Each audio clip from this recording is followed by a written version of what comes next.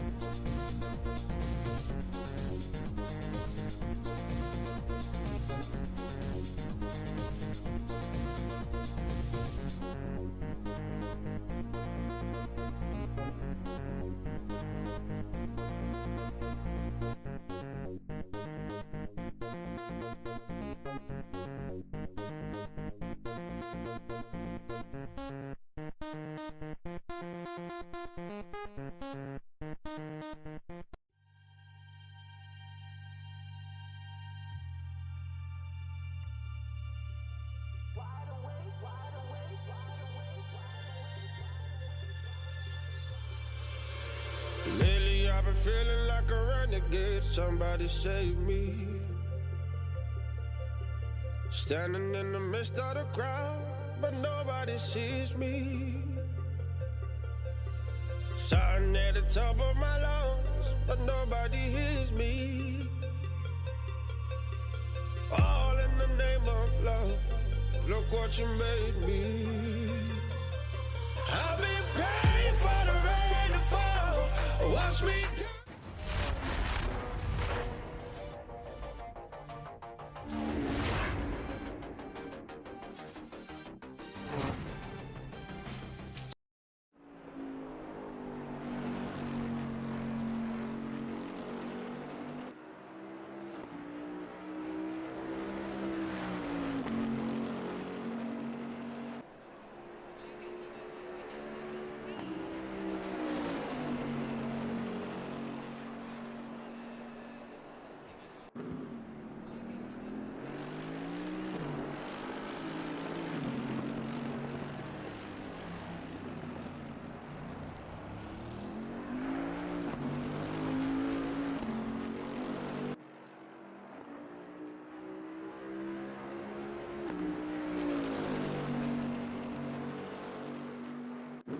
Welcome back to the SimZone, ladies and gentlemen. We're here for GT3 Division 3 and we're at Monza here. Currently 12 drivers out on track. Hopefully we can get closer to a full grid in the later stages of the season. But Battista in the number 5 Bentley currently setting the provisional pole of a 148.282, and he crosses the line there. Is not able to improve on that lap, but these are Division 1 times here between the top two. Thomas Vieira also setting 148.3, not too far off of Battista, but last round at Imola we saw him walk away with the win.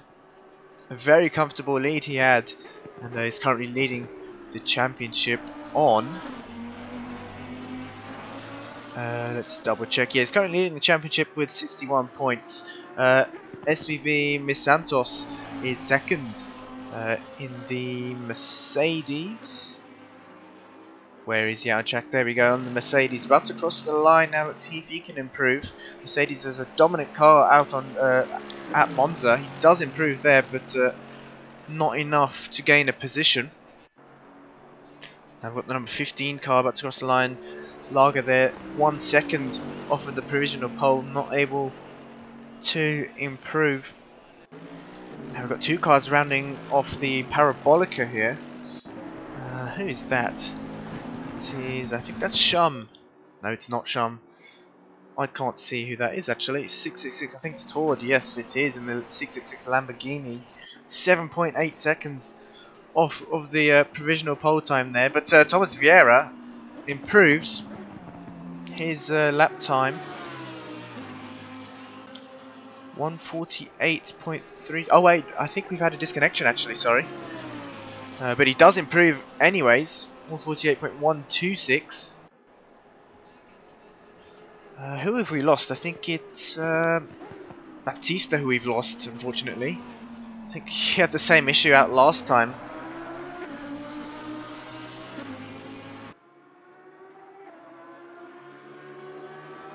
But hopefully we can get him back in the lobby. There we go, he's back in the lobby already.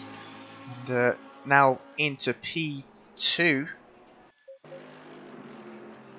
Hopefully his connection stays stable for the race. We saw him last week having an amazing race. The 3 Bentleys all neck to neck. And let's see if we can see something similar out here tonight.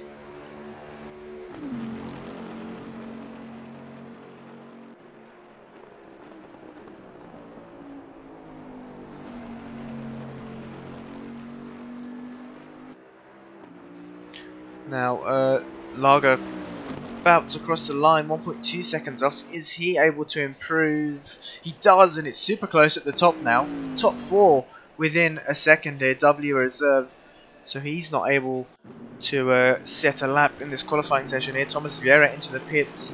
Baptista also into the pits. Both those top 2 won't be able to improve. Bion here coming through the Lesmos. Not using much runoff there. I don't think he's on a lap. No, he's not. You can see him weaving, trying to get some heat into the tyres. Track is very warm here, but it's only fast. So track temp of 27 degrees at Monza.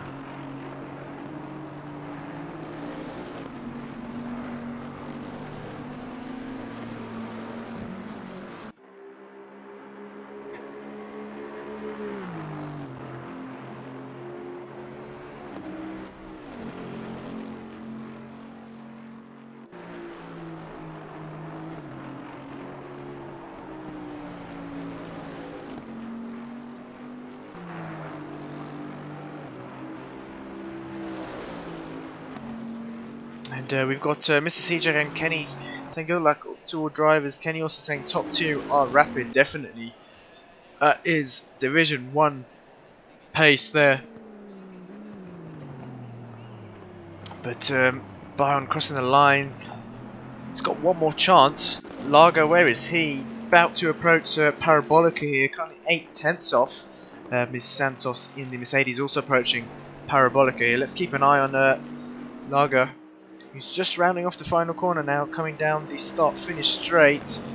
And he crosses the line. Does he improve? He does, but hardly by anything. So he's going to be qualifying on the second one, unless... no, Miss Santos has aborted his lap there. Where's Swiss Rolls coming up towards Parabolica? There's only a few cars out on track at the moment. Swiss Rolls now coming through the Parabolica. Nice line there by him, the number 710 Lamborghini, and he crosses the line now. Not able to improve there. So P6 for him. Shum is coming up to Ascari here, but I think, yeah, Bion's behind him as well. He's going to have the benefit of the slipstream coming down this long straight before the Parabolica.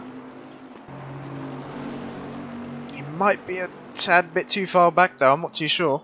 We'll see once they both cross the line here. Oops, Shum now going to be the first one of these two to cross the line, 2.3 seconds off. I'm sure there's going to be a great battle down for the mid-pack and towards the back of the field as well. Across the line, not able to improve, and Bion still in P3 there, so neither driver able to gain any positions. But make sure to stay tuned with us because we'll be back very shortly for the race.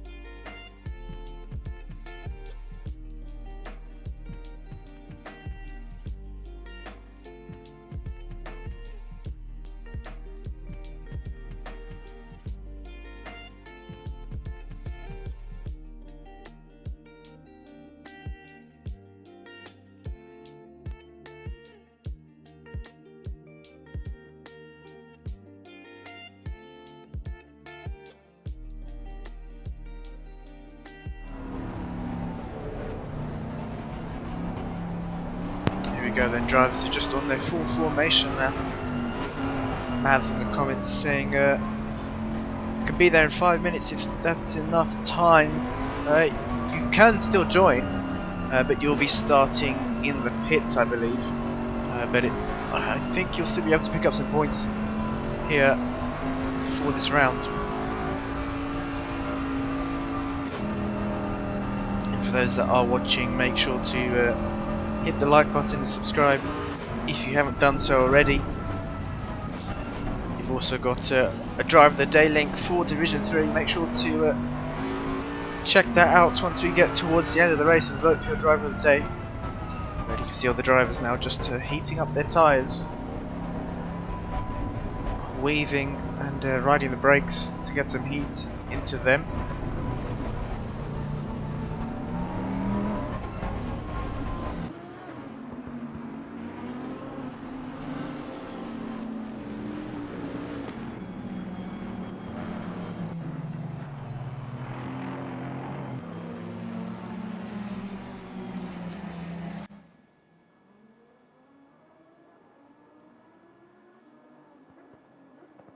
So here we have it then, Thomas Vieira and Baptista lining up on the front row, Bayon and Lager on the second row, Miss Santos and Swiss Rolls on the third row, 5th and 6th, Devil's Son P7, Sean P8, SR Pada P9, Jupex Sven P10, Tord in P11 and W, who wasn't able to qualify since he is a reserve in P12.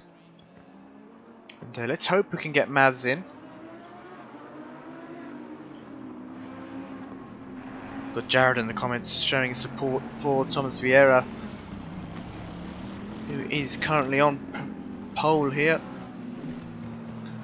But I don't think he's going to have an easy race this time around. Let's hope the drivers can keep it clean into turn 1. They'll be lining up double file very shortly.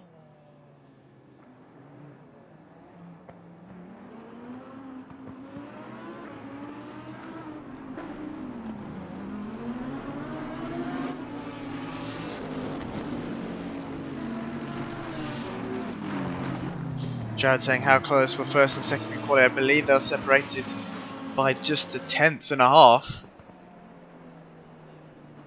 So extremely close in qualifying.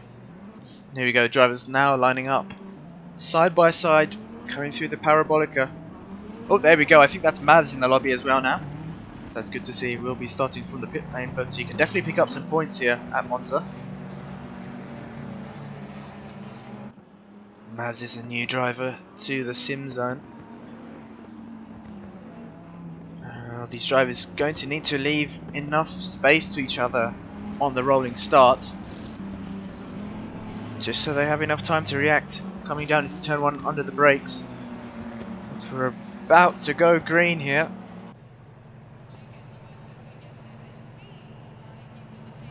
And we are green, green, green. There we go. Looks like Thomas Vieira's got to a great start there. And he's already blocked off Baptista. Look how close these Bentleys are. They need to be careful coming to turn 1. Let's hope there's no carnage. And wow, moving over all over the place. And that's the Bentley of Bayon.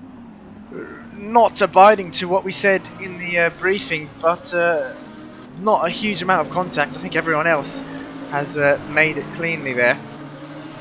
I think actually no, we've had some contact. No, yes, not sure what's happened to Sven there.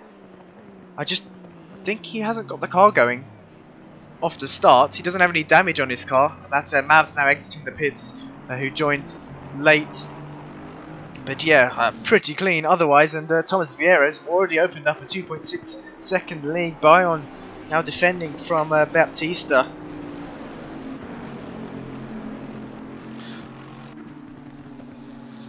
But yeah, even though it was pretty clean in turn 1, that's not how to do it. Bayon not sticking to his side of the grid. But he's now defending against Baptista. Baptista's looking good here, coming down into Ascari. Has a look up the inside. He's going to need to back out of that one. Not close enough. So Bayon leading this 3-4 car train, I think. Bayon, Baptista, Lager. Oh, Lager spun the car, I think that was. Yes, he has. So he lost the car himself, I believe. And he's going to lose quite a few positions in the process. That's going to promote Miss Santos up a position. Where is Lager? Just got the car going there. I think he's behind the Aston of Shum and Tord, who are going side by side, coming down towards Parabolica. Can Shum keep around the outside? Yes, he does. Tord leaves him the room. And and that's Charm up into P10. But these two Bentleys still going at it. Bion going defensive now, coming down to turn 1, moves back over to the racing line and holds off Baptista for another lap. This is going to allow Miss Santos to catch up to these guys. He's not running as high as you'd expect he would, considering he is in the Mercedes, one of the quickest cars here at Monza. But let's look further down the field. Devil's Son, I think, has lost a position to W there, so W getting up into P6, and now Devil's Son facing some pressure from Swiss Rolls. Coming up towards the second chicane now. On at the brakes, not close enough to make a move. It's very risky to go for a move here unless you're side by side beforehand. But Swiss Rolls just being patient in that really beautiful livery of the 710 Lamborghini there, using all of the runoff in the first Lesmos. Let's go back to this battle for P2. Looks like Thomas Vieira's already said goodbye. I'm releasing the taps now. 4-second gap to P2 here. But Baptista getting past Bion, so I didn't quite catch where the move was made there.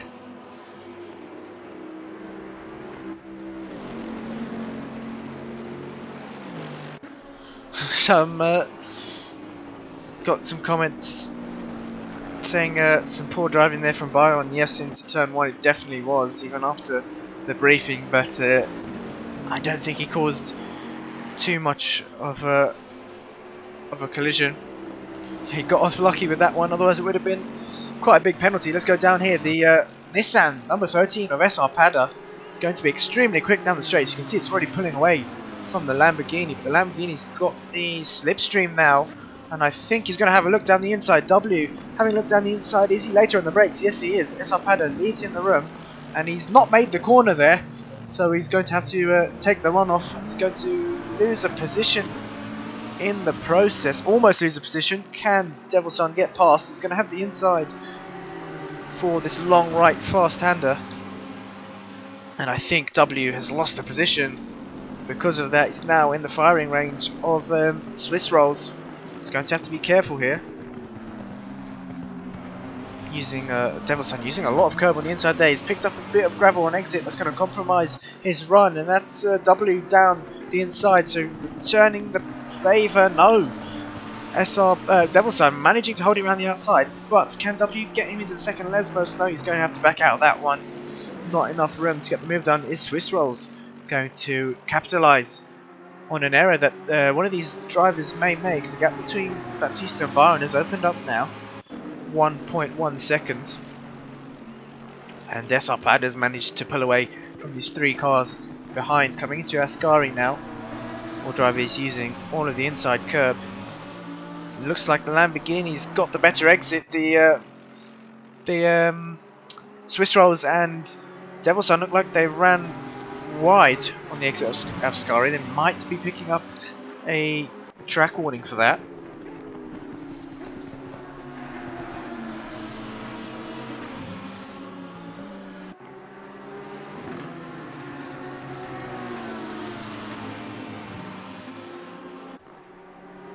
And W's got the slipstream now. Swiss Rolls seems to be running some higher wing on their car. Actually, no, he's catching up. He's got the double slipstream coming down start finish straight. W trying it once again. He's much later on the brakes. And has he made the corner this time? No, he's made the exact same error there. And he's going to have to return the position as he does. There we go. So losing another position by outbraking himself into turn 1. And good on Devil's Son for noticing that and leaving the room, but he's now under pressure from Swiss Rolls. Devil's Son keeping his car in the middle of the track now, over to the racing line. Swiss Rolls not able to get past there. W now catching back up to these 2 drivers ahead. Let's look further down the field. Looks like Mavs has got past toward dropping back into P13. So Mavs, starting from the pit lane, has gained a position.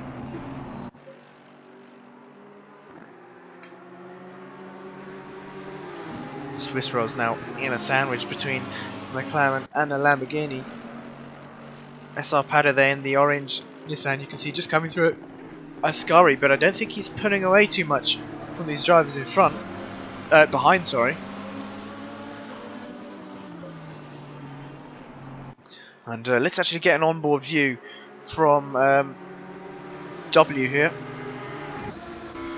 Here we go, on board with W.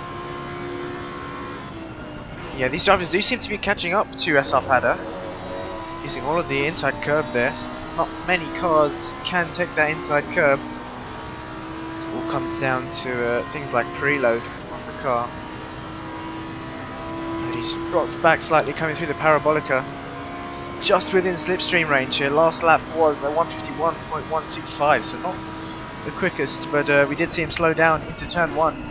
He's managed to stop the car in time there. That's the Devil's Son taking a compromised line there. Oh, and making contact. Swiss Roll's making contact. Is W going to capitalise on that? I think he is. Has he got the move done? Yes, he does. And Swiss Roll's slowing down there to let Devil's Son back past. So good sportsmanship there from him. Can the Devil's Son fight back? He looks up the inside. He's going to be later on the brakes. No, he's going to have to back out of that one. Super close to W there. Tries to get the switch back, but wasn't able to get the drive traction on exit. It's going to allow Swiss Rolls once again to catch back up. And I think we also have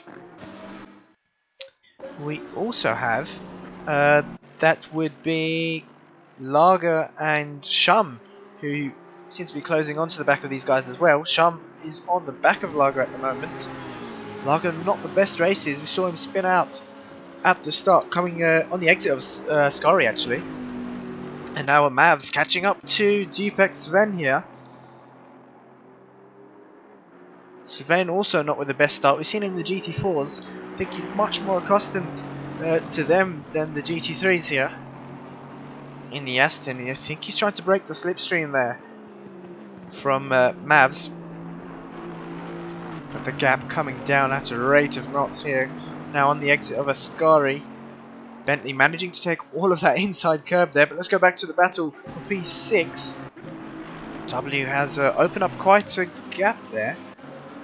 Actually, no, he hasn't. He's lost the position, sorry. He's going to Parabolica now. You can see the damage on the front of his car. So not sure what's happened there. He's behind Shum now. So definitely losing the car. Possibly could have been through Ascari. That's probably one of the trickiest corners here at Monza. The gap at the top is coming down slightly. It's 3 seconds now. I think it was about 4 or 5. Baptista closing the gap now to Thomas Vieira. There's 20 minutes left in the race. And I don't think Vieira's going to have this one easy if Baptista is able to keep up with the pace that he's doing at the moment. Swiss Rolls now on the back of the Devil's Son. But Swiss Rolls is going to need to be patient here. Needs to force Devil's Son into an error. And let's go back to the battle for P9W now on the back of Shum after his mistake, and that damage really isn't going to help him there. You can see him running wide and kicking up some gravel. Possibly a warning for that. The drivers need to be careful not to pick up too many warnings, otherwise they will receive a drive-through penalty.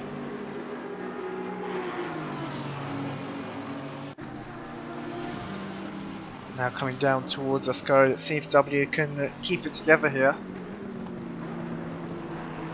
The Aston taking a lot of the inside curb there, completely ignoring the sleeping policeman, and he's paid his price there. Took too much on the exit, almost lost the car, and that's going to let W have a run on the outside coming down towards Parabolica. Is he ahead? No, Shum's still ahead there. I think he's going to be able to keep it unless W can pull off something amazing. No, he has to tuck back in.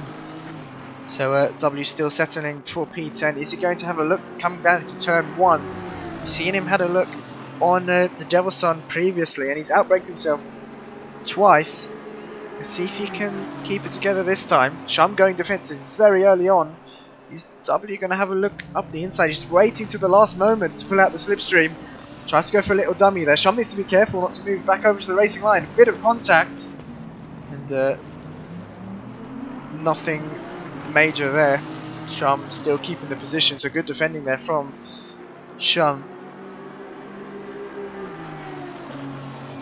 Yeah, this seems to be the closest battle going on. We've got the Devil's Son and Lager Fanny. No, Lager now back on the Devil's Son here. That name just caught me out, but let's just call him Lager for now.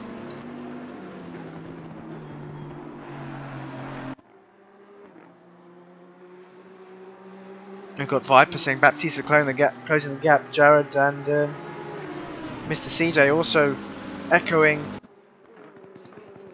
that statement.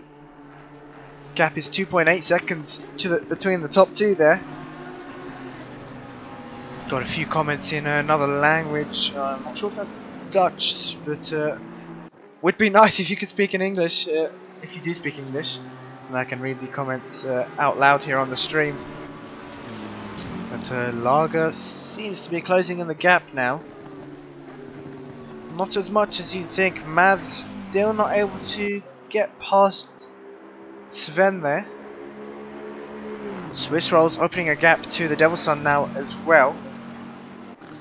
But these three are still all pretty much close enough to be battling here at the moment. W on the back of... oh no, he's made the move on Shum. Didn't quite catch that.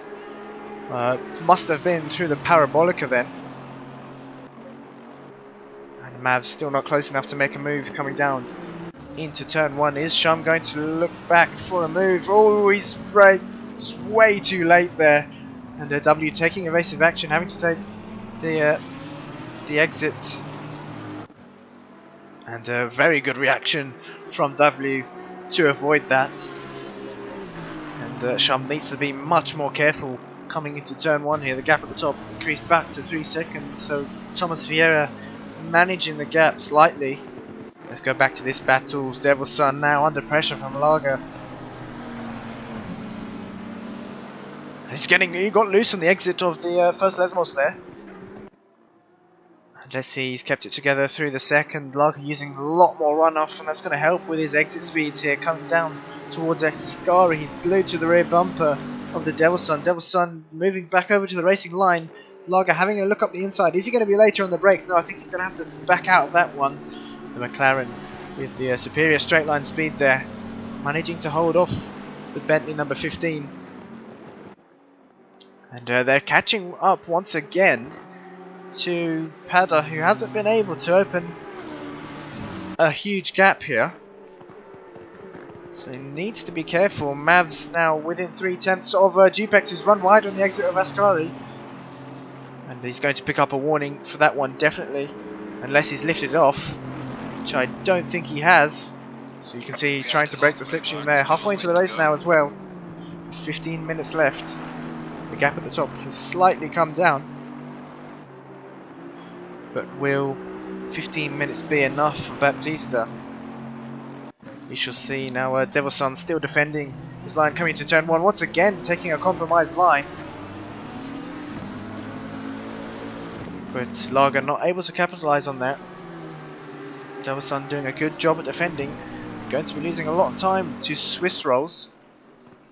You can see has opened up about 1.5 seconds maybe? Yeah, there you go, 1.7 seconds to... oh no, sorry, 1.4 seconds to Devil's Son. He's jumped over the inside curb there. But Lager still putting on the pressure to Devil's Son. The gap on the top back down to 2.7 seconds. Just seems to be the Constantino effect.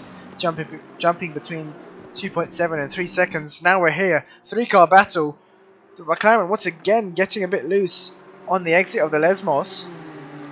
And the Bentley's going to try and capitalise on that, but Devil's Son going defensive, coming down towards Ascari. It's going to be very, very tricky here. Can Lager keep it around the outside?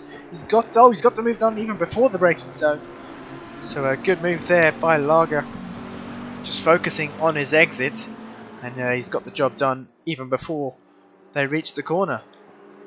He's going to set his sights now on Swiss Rolls. He's just up ahead of him. The gap between these two drivers and SR Pada is 2.4 seconds. I think Lager definitely has the pace to catch up, and the gap at the top down to 2 seconds. We'll keep an eye on that that delta. Let's go on the rear view wing cam here of of Swiss rolls. See the Bentley there, the McLaren and the Devil's Son having a look up the inside. It's not going to be enough. He's going to have to back out of that one. And thank God, oh, that Swiss rolls braking ever so late. He's going to lose a position there to Lager. Is he going to lose a position to the Devil's Son? Yes, he does. So just one mistake, losing him 2 positions in one corner. And now that's going to allow Lager and the Devil's Son to catch back up to Assetto, and I think they already have done. So Assetto also losing a lot of time into turn 1. You can see that he's taking a different line to Lager. He's going to compromise his exit. Lager focusing on the exit once again. He's going to have a look up the inside towards the first Lesmos. Had to back out of that one. And once again Lager using all of the runoff as well. Coming through the second Lesmos, the Nissan's very, very quick on the straight, so we'll see if he can hold his own here coming down towards Ascari. The Bentley is ever so close and he's practically pushing him down this straight. Is he going to have the move done? He's having a look up the inside. No, he's sensibly backed out of that one. I have to say, Lager's doing an amazing job at coming back through the field. He's being ever so respectful here. And he knows just when to go for the move and just when to back out. You can see there, it looks like Swiss Rolls got back past the Devil's Son. Devil's Son making a mistake on the exit of Ascari. And Lager now having a look up the inside, backing out once again. Assetto doing a great job here at defending, but I think it's just a matter of time. It's just a matter of time before Lager can get past. Now coming down the start finish straight. I wonder what wing that Nissan is using. It seems to be quite high because the Bentley is keeping up on the straights. And seems to have the superior straight line speed. He's having a look up the inside. Side by side now with the Nissan. Can the Nissan hold it around the outside? Yes, he does. And Lager backing out of that once again. But the Nissan goes deep and he's going to ride over the sausage curb there. Almost making contact with Lager. And he's going to lose another position to Swiss Rolls. But he's not going to give that one up easy. Devil's Son just waiting in the wings for these two to make an error. And Assetto is going to have the inside for the chicane. Looks like Swiss Rolls has got the move done. And that's the Devil's Son, very late on the brakes and getting a bit squirrely on the braking. But Assetto had to brake very, very early there. And he's lost 2 positions then. Gap at the top now, 1.5 seconds. Let's switch back to this. Where is Thomas Vieira? There we go, coming down towards Parabolic. You can see Baptista within view here. Very, very close to Thomas Vieira. So I'm not sure what's happening to Thomas Vieira there. Possibly struggling with the tyres. The track temp is only down to 15 now. So it was much warmer in qualifying.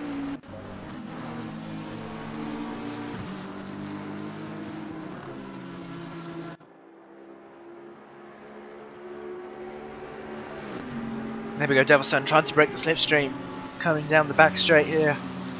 Now once again,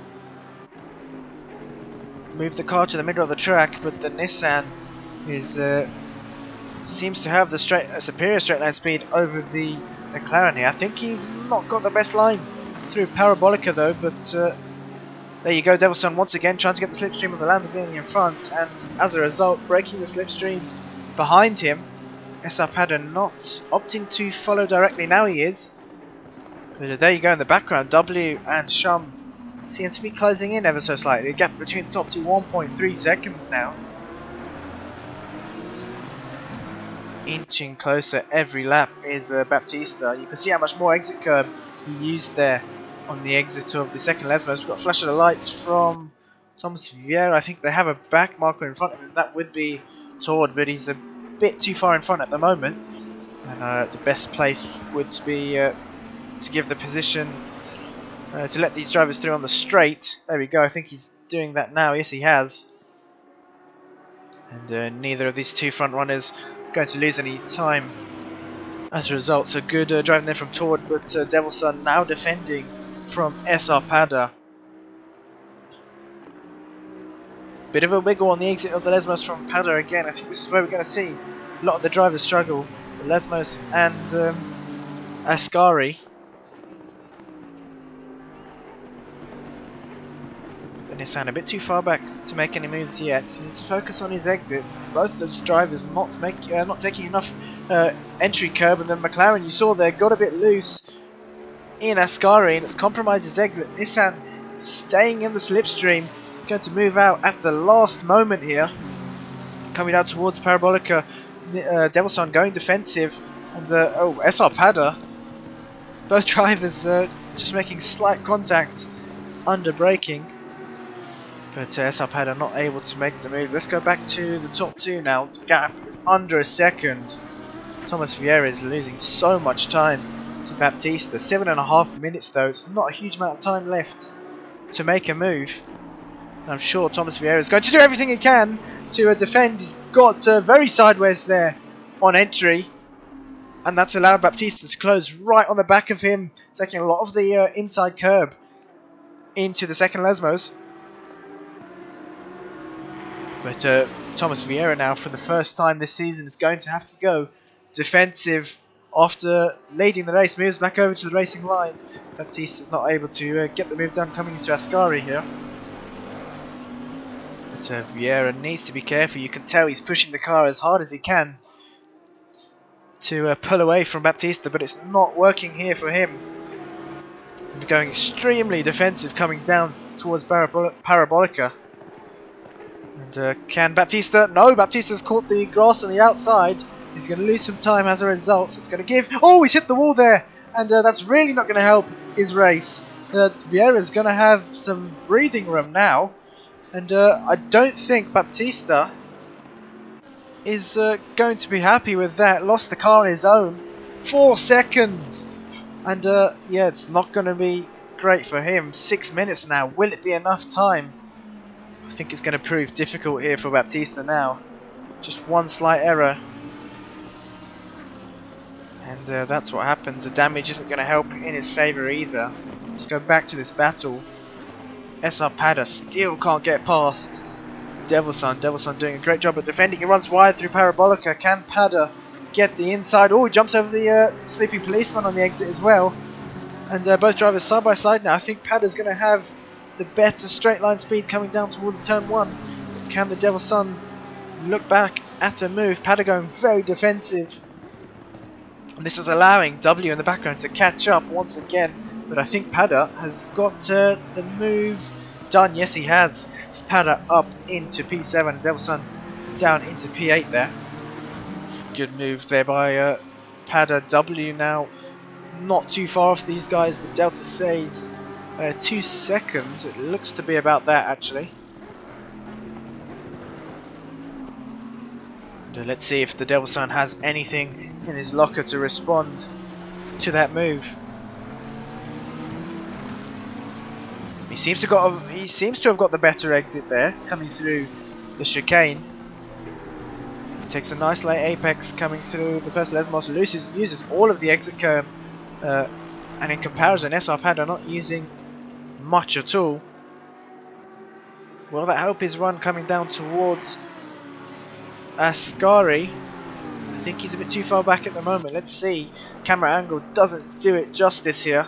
He's going to have a look up the inside. Will it be later on the brakes? Oh, he's very late on the brakes. And Pada leaving the door open.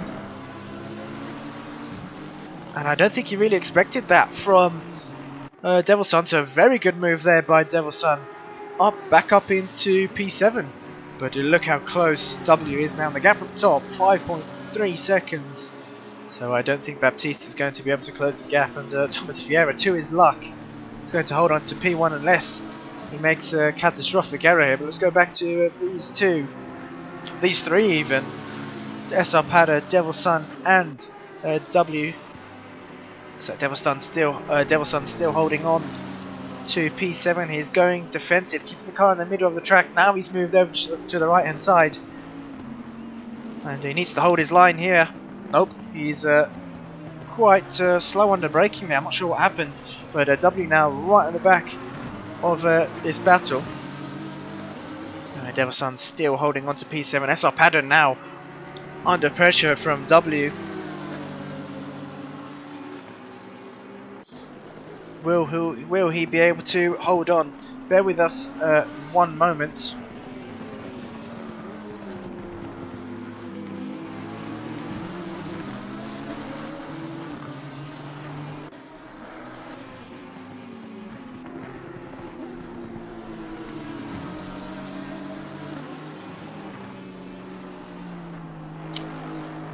There we go. So any Division 2 drivers, please join the driver briefing voice channel. I'll be in there very shortly. But let's go back to this battle. SR Pad are still holding off W here, and that's going to allow the Devil Sun to open up a gap to these two drivers behind. W having a look up the inside. No, has to back out of that one. He's carrying some damage, but he's still managed to catch up to these two drivers ahead. Mavs looks like he's close to GPEX, but not able to get the move done yet. These two have been battling pretty much since the start of the race. They're taking different lines through. Oh, Ascarian, that's the Aston bouncing. Whoa, bouncing all over the sleeping policeman there. And that's going to allow Mavs up the inside coming towards Parabolica. I don't know how both drivers managed to keep the car under control there. And I think Mavs is going to have the inside. Will GPEX hold it around the outside? He's got a bit loose there, and that's Mavs up into P11. So a very scary exchange for both of them, but Mavs coming out on top. And now W dropping back to Devil Sun. What's happened there? SR Pad has made a mistake actually. He's now got Mavs and GPEX on the back of him. GPEX having a look up the inside. Had to overslow the car there, almost made contact with Mavs, but managed to decided to back out of it last minute there. And as a result, got the front end of his car up in the air by hitting the sausage curb. But W now trying to close the gap to the Devil Sun.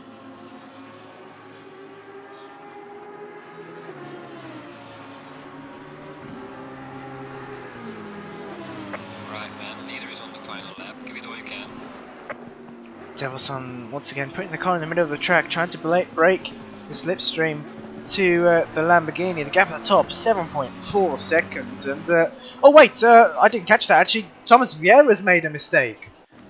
I did not catch that.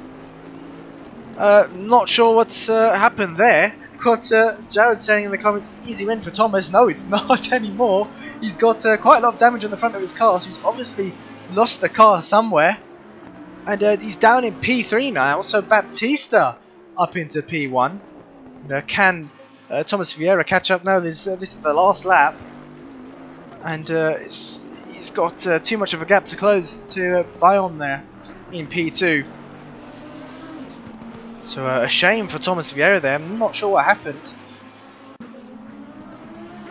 But now let's go back to this battle. W still not able to get past the Devil Sun, but he's closed the gap ever so slightly. He's going to have a nice toe coming down this long, fast right-hander up towards the second chicane. And let's go back to this battle. SR Pada now having to defend from Mavs. GPEX event losing 4 seconds to Mavs after Mavs getting past him. And SR Pada is going to do everything he can to defend against Mavs here. Let's go back to the race leader. Where is Baptista? Rounding off the final corner, coming through Parabolica here. Coming out on top. Flash of the lights there from him. Finishing in P1. Great race there from Baptista. Bayon with a tricky start, very questionable start, but managing to finish in P2. Thomas Vieira, unfortunately, with his mistake, and carrying some heavy damage towards the end, finishing in P3. Miss Santos in P4. Quite a lonely race there for him. Lager with a very impressive recovery drive after his error early on in the race, finishing in P5. Swiss Rolls in P6. Devil Sun, is he going to be able to hold on? Yes, I think he will be. And oh, maybe I've spoke too soon there. Is W going to have the run? No, I think Devil Sun's just going to hold on to that one. So Devil Sun finishing in P6, W in P7, Shum in P8, who's run out of fuel. Oh no, didn't put enough fuel in there. And he's just creeping on the back straight. He's only had one more corner to go. So Shum in P... he's going to drop down the order there. So I think P11 for him. Yeah, there we go. SR Pada P8, Mavs P9, GPEX Sven in P10, Charmin P11 and Tord in P12. But we'll be back very shortly for Division 2, so make sure not to go anywhere.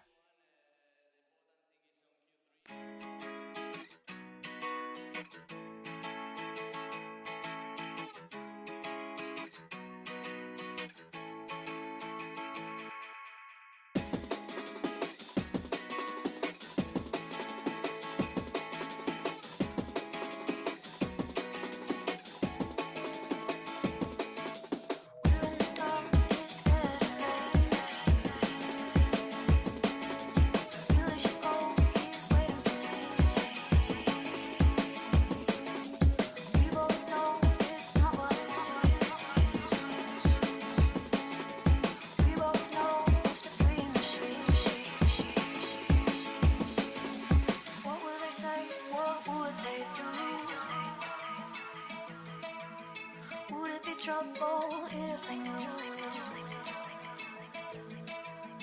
I'm trying hard to make you see. All that you are is all that I need. I know that it's a secret and that I gotta keep it, but I want the lights on, yeah, I want the lights on. And I don't wanna run away anymore. Leave the lights on, leave the lights on. I know that it's a secret and that I gotta keep it, but I want the lights on, yeah, I want the lights on. And I don't wanna run away anymore. Leave the lights on, leave the lights on. I know that it's a secret and that I gotta keep it, but I want the lights on, yeah, I want the lights on. And I don't wanna run away anymore. Leave the lights on, leave the lights on. I know that it's a secret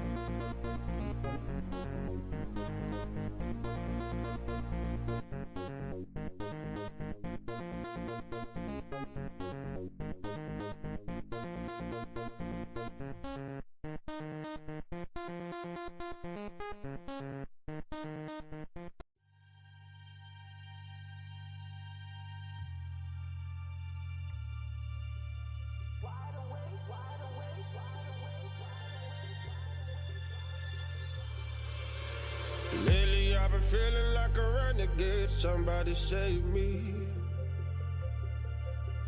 Standing in the midst of the crowd, but nobody sees me. Shouting at the top of my lungs, but nobody hears me.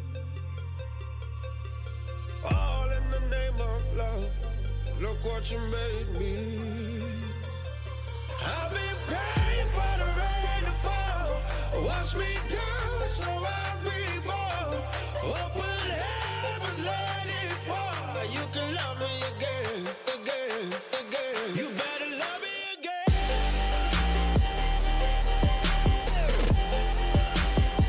You better love me again.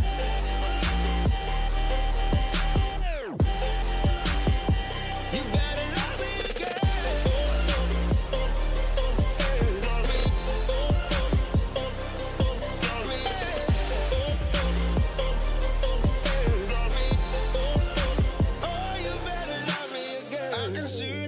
The smoke, not what I imagined. I've been down this road before, and nothing is changing. Please help me up, don't shoot me down. My third second chance, but this is true romance. Help me up, don't shoot me down. My third second chance, but this is true romance. I've been praying for the rain to fall, wash me down so I reborn. Open heavens, let it pour. You better love it.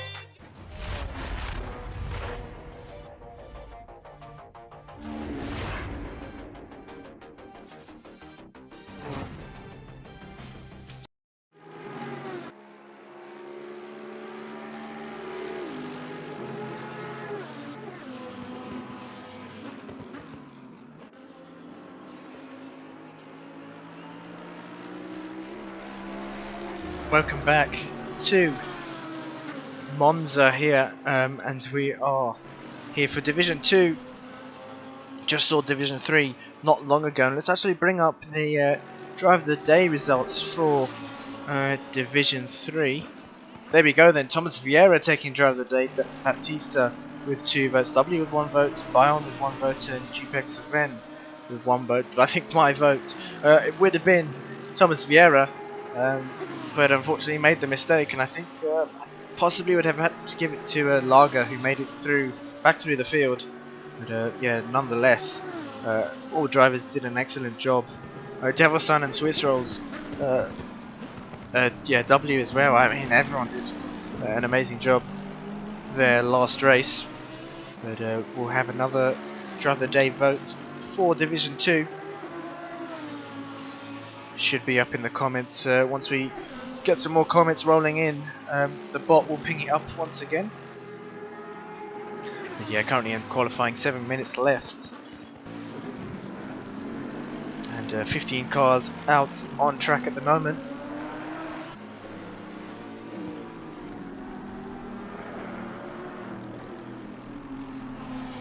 I believe everyone is on their out lap, or their hot lap now actually. Look how close all these drivers are. They're definitely going to be encountering some traffic. Let's just have a quick flick through the field. Yeah, I think we'll definitely be seeing some traffic here.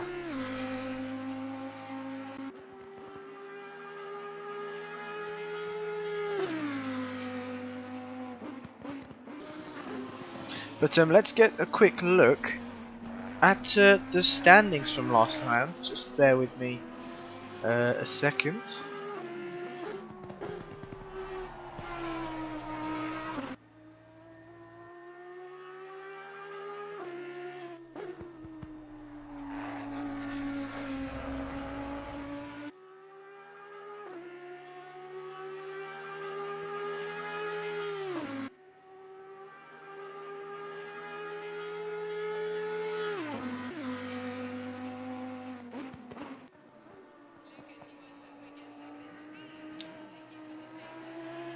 There we go, then we should have standings from last round. Howdo actually moving up into Division 1, Euphoric State retiring from the championship. So that promotes Nino into first place then with 55 points. Then Tayson Tom in second with 50 points. Just 5 points separating the two. And Grimjaw ST, who is here tonight, currently in third. Josham not able to make it tonight, but he's going to lose some points as a result, and we might consider a drop round next season. I think that would help for those that aren't able to make it due to any unfortunate circumstances. I think we saw just someone in the background there going straight on at the chicane at turn 1.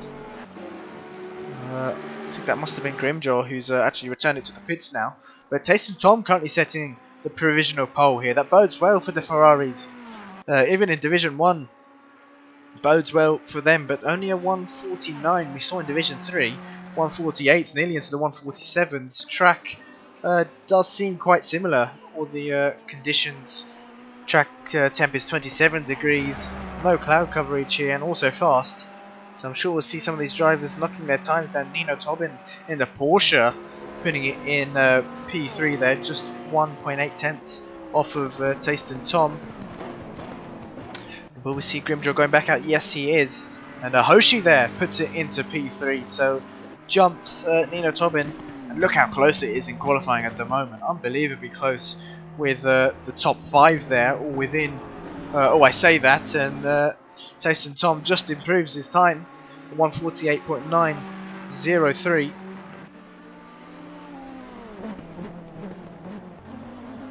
We've got Mads in the comments saying I had a lot of fun. Didn't think I was going to make it. Some great talent on track here. Glad you were able to join us. And glad you enjoyed the race as well. Kenny and Viper also saying good luck to the Division 2 drivers.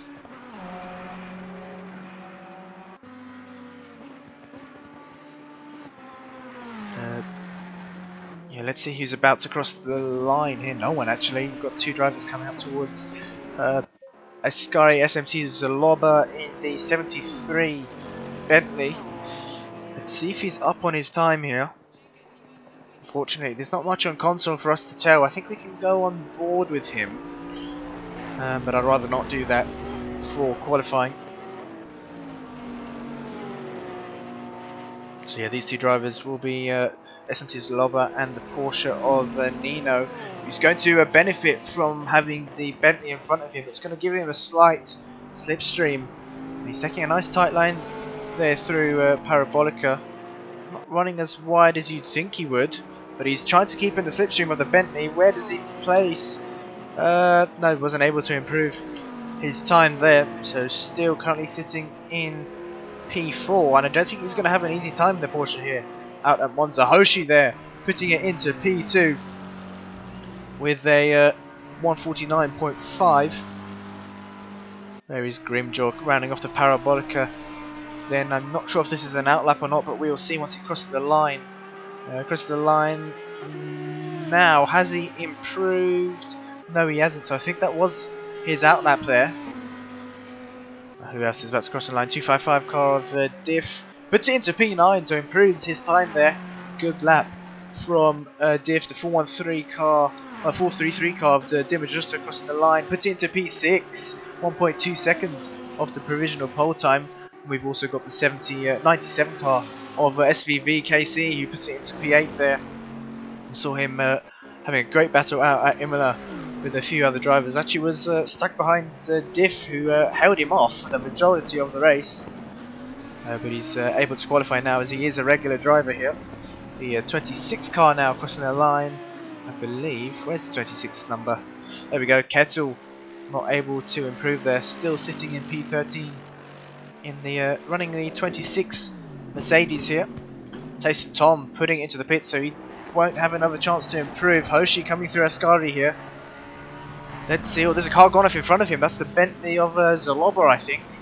Yes, it is. He has to be careful with rejoining here. He has to be very careful with rejoining. There we go. There's a car spun around. Doesn't want to impede anyone's quali lap.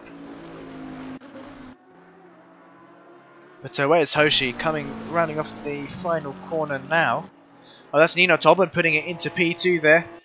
6/10 off. Is Hoshi going to be able to improve? Crosses the line now, and he does. Puts it into P2, just 2.5 tenths off of Tyson Tom's provisional pole time there. Can anyone beat him to that? Grimjaw now running off the final corner. Will he be able to improve? Let's see, crosses the line, 1.9 tenths off, and improves, but not enough to gain a position. And he's got one more chance to actually improve here, as does Hoshi and Nino. Let's see who else is about to cross the line. 433, sorry. Dimmer Juster puts it into P5, 9 tenths off, and we've got an extremely close qualifying between a lot of these drivers here. Diff also improving his time, so sitting in P11. We've got just a few cars out on track now. Where is Zaloba?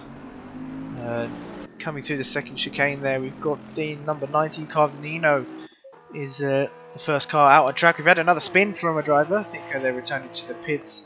I think that was Hoshi. I'm not too sure. But Hoshi into the... No, it wasn't. I'm not too sure who it was actually. But Nino coming through Ascari now.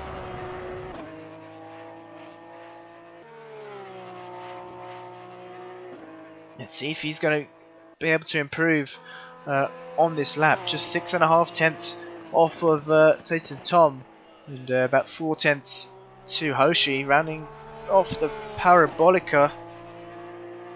Is he going to be able to improve? He's about to cross the line any second now. He crosses the line, and he does improve, but it's not enough. It's not going to be... He's going to be a bit disappointed with that, knowing how close he was. But where's Grimjaw? No, he's not the lead car. The number 14 car, TTK, in the 14, in the Mercedes. Crosses the line, improves, but it's not enough. We've got the number 73 of Rocco crosses the line. Oh wait, no, not Rocco. Zaloba crosses the line, puts it into P6, and then the number 2 car of Grimjaw. Don't think he was able to make it around in time. There we go, Tyson Tom on pole, Hoshi in second and Nino Tobin in third. Now make sure to stay tuned because we'll be back very shortly for the race.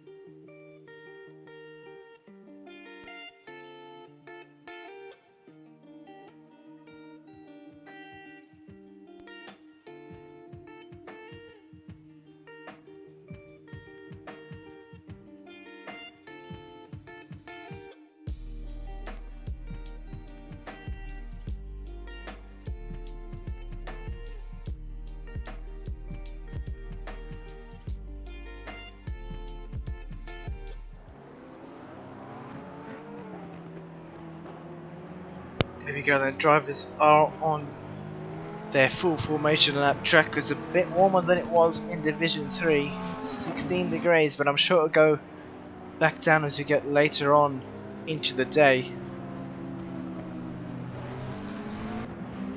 But Tace and Tom lining up with Hoshi on the front row, Nino Tobin and Grimjaw on the second row, DeHuisRocker in P5, S&T Zaloba in P6, Cobb in P7, TTK in P8, Rocco, a new driver here, choosing the SimZone in P9, SVV Casey in P10, Sniff by Diff in P11, TFJ in P12, Keto in P13, Nit in P14, and Armobic in P15. Currently you can see the brake lights on for a lot of these drivers, just trying to get some temperature into their tyres.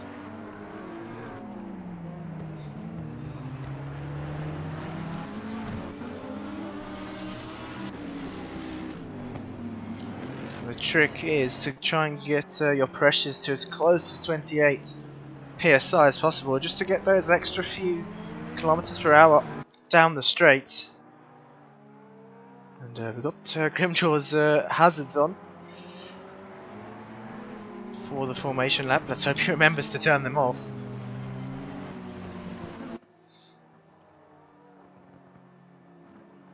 But yeah, let's hope we can have a clean start here in Division 2.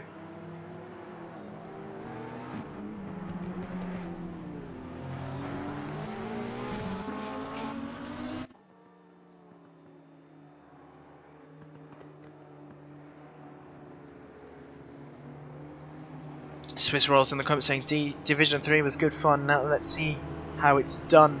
Yeah, let's hope these Division 2 drivers show us how it's done. And make sure if you are watching to give the video, give the stream a like and subscribe if you are new or haven't done so already.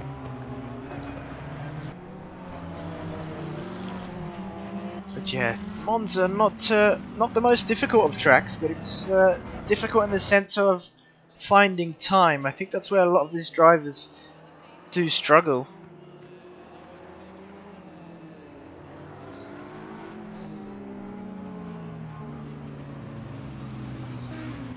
And with straights being a huge part of Monza, also known as the tempo of speed, I'm sure a lot of these drivers will be running some very low wing on their car, especially the drivers using the SimZone setups. So currently do have Ferrari, Bentley and McLaren available on our website. Head to the SimZone.com and you'll go, and then head to the shop and you'll find the SimZone setups there, tested by us using Motec data. And, they've proven to be very successful here. Already been given 5-star reviews by multiple drivers, and now we've got drivers here of Division 2 lining up side by side, coming down towards the start-finish straight here. Let's hope all the drivers can leave each other enough room coming down into turn 1. They seem to be quite closely bunched up here. They need to be a bit more spread out. And here we go, we're going to be green any second now. There we go, drivers leaving some more room for each other now. That's what we like to see.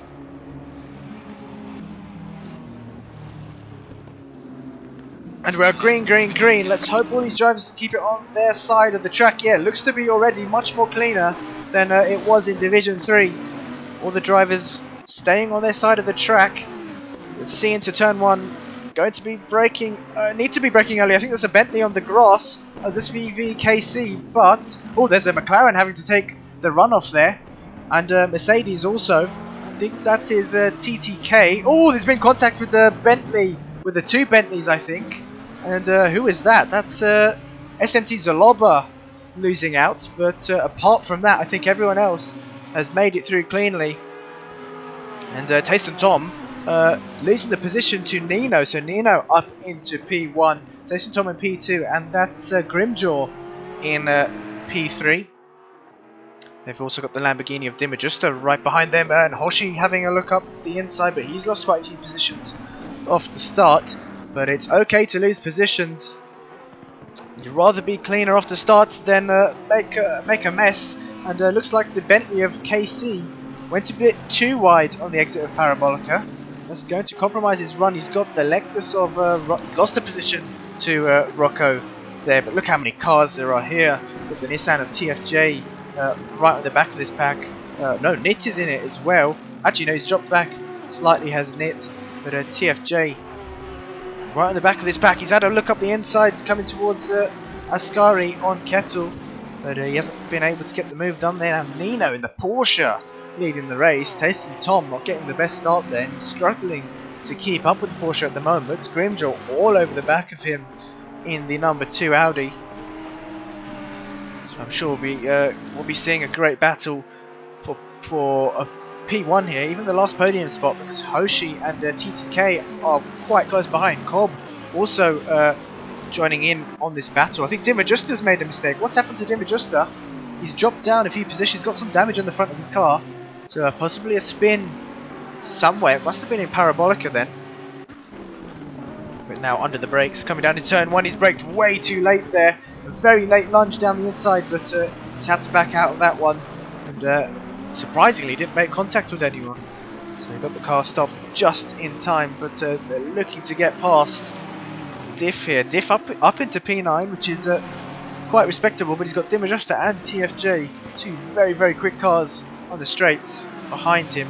The Nissan of TFJ looking down the inside, 3 wide. That's not going to happen. There we go. TFJ backing out of that one sensibly, and this is allowing Nit and Armobic to catch back up. Armobic's moved up a few positions, so great start from him. Kettle has got some damage on the rear of his car.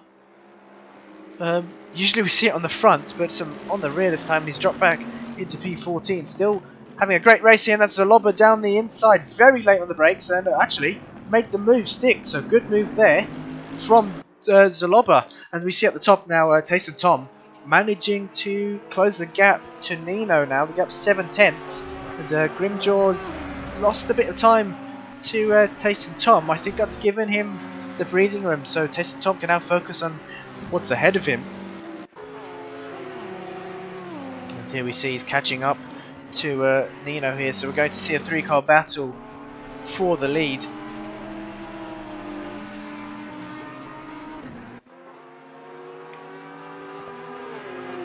But Nino in the Porsche holding his own here. The Ferrari's going to have the toe coming down the start-finish straight here, and you can see it's closing in ever so quickly at the moment. But under the brakes now. Has he made turn 1? Yes, they've all made turn 1 cleanly there. So no hassle, and that's Rocco defending his position, I believe, against SVV KC. SVV not able to get past. That's Cobb and Diff right on the back of these guys. So a Diff still in P9. And DeHuisRocker in the pits. What's happened there? Oh, he's got some heavy damage there. He's definitely lost the car somewhere. Zaloba, not sure what's happened to him. Oh no, he's still running well here. TFJ on the back of this pack. That's a Nit and TFJ going side by side. Oh no, that's a Nit and Armobic, sorry, going side by side, making contact. The gap just closed, and Armobic doesn't seem like he's at fault there.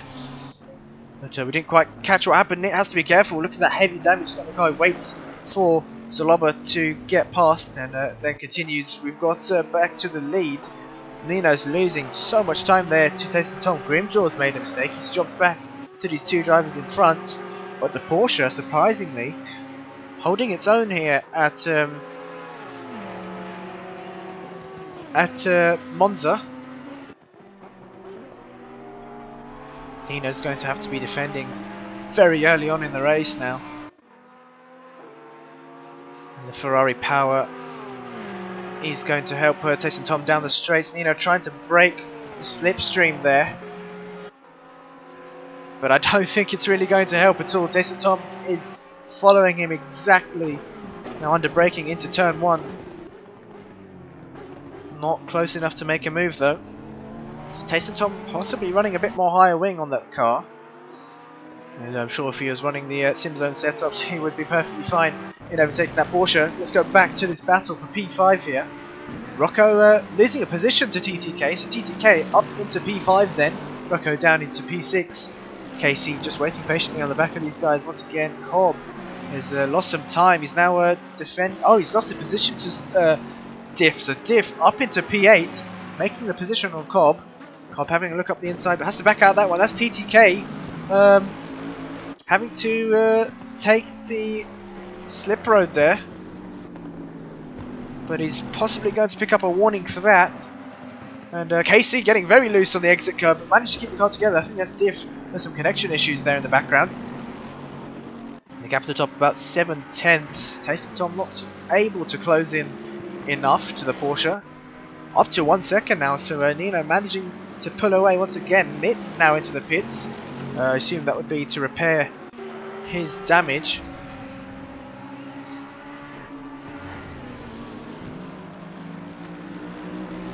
But TTK still holding on to P5 here. These three drivers, TTK, Rocco and SVVKC, are super close to each other.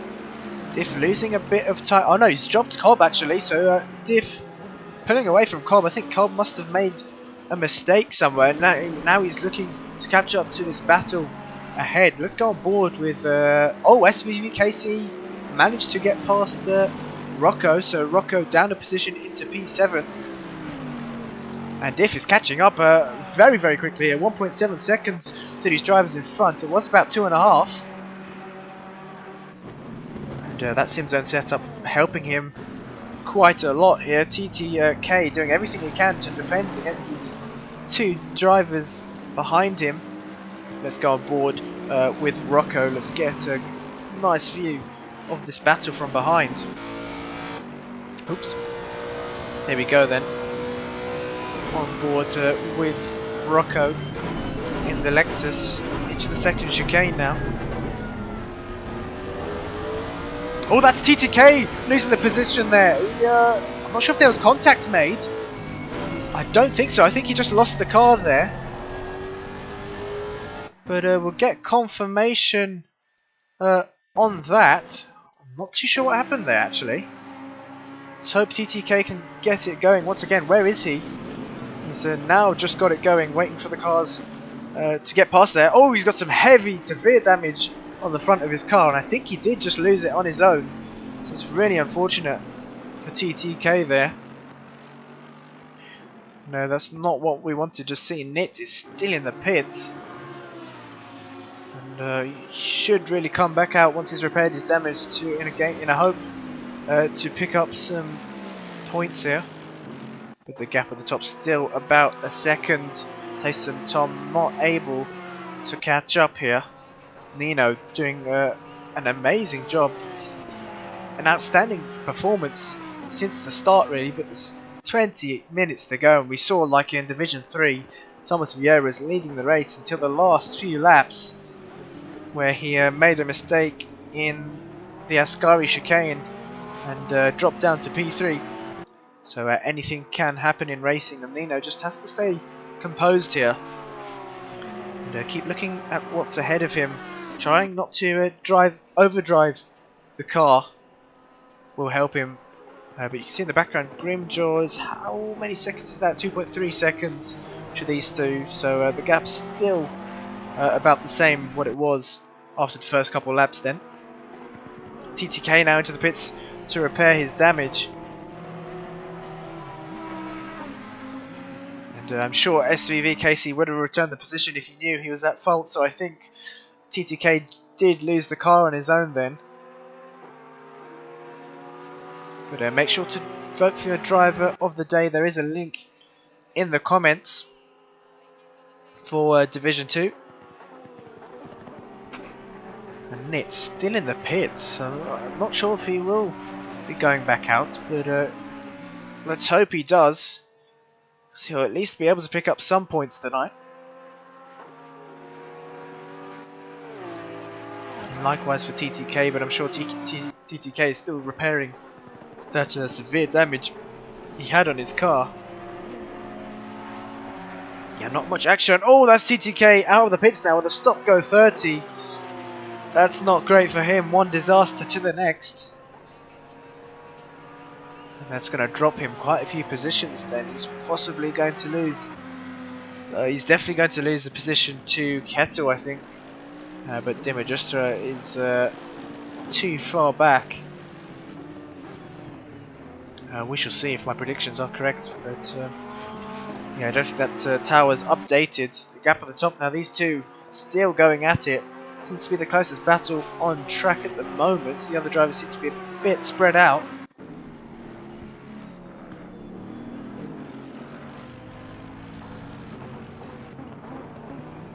But look how close Tyson Tom is under the brakes, and I think that's compromised his exit slightly. Yeah, there we go. So he's lost. He's actually lost time to Nino, but I think he's just trying to get into the head of Nino here. That's Kettle moving out of the way of the leaders now. Oh, Kettle with a lot of damage on the front, and he's held up Tyson Tom there, who tried to go down the inside, but Tyson Tom moving off the. Sorry, Kettle moving off the racing line, which is what the GT3s need to do. Backmarkers move off the racing line here. And there we go, TTK into the pits, serving his stop-go, and Tobin managing to open the gap now, 2.4 seconds. Tayson Tom is under pressure from Grimjaw now. So Grimjaw's going to take any advantage he can here. But I don't think he has the pace to keep up at the moment. Let's see, Tayson Tom now pulling away once again. Where is Grimjaw? Yeah, I don't think he's able to keep up. But still, anything can happen here. The gap now 1 second between Tayson Tom and Grimjaw, so it's loss of time. But with my suspicions of Tayson Tom running some high rear wing, I think Grimjaw might be able to close the gap. Unless he himself is running some high wing as well. KC into the pits. Why is he into the pits? Doesn't have any damage on his car. Could it be fuel? Has he forgotten to fuel up? He's definitely not got any damage on that Bentley of his. So I'm not sure what's happened there. SMT Zaloba now on the back of Armobic. Armobic possibly his best race so far. Currently running in P10. Lots of drivers picking up damage here. Kettle, TTK and Nit all picking up damage. And, let's hope these drivers go back out on track. If not, we'll count as a DNF on their records and they will lose license points as a result. SVV Casey back out now. So I think it was a refuel. It's really unfortunate for him. He's lost a haul of positions and points as well for his championship. That's Armobic off. Looks like he went too deep on the brakes and had to take the escape road. He's going to promote SMT Zaloba up into P9 then.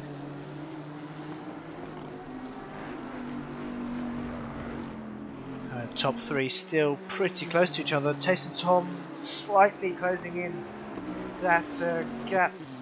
Grimjaw not able to keep up as much as he'd like to.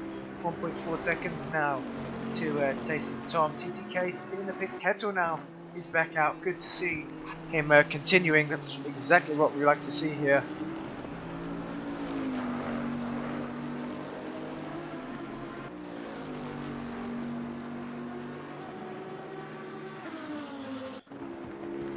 But there we go, TTK out of the pits. Didn't actually serve his stop-go. Or has he picked up another one? I'm not sure. I don't think he actually served it. He's got Hoshi there coming to lap him now. But good to see him back on track, and Nit not opting to continue. That's really unfortunate. It's not what we like to see. We want drivers to go back out on track and pick up some points.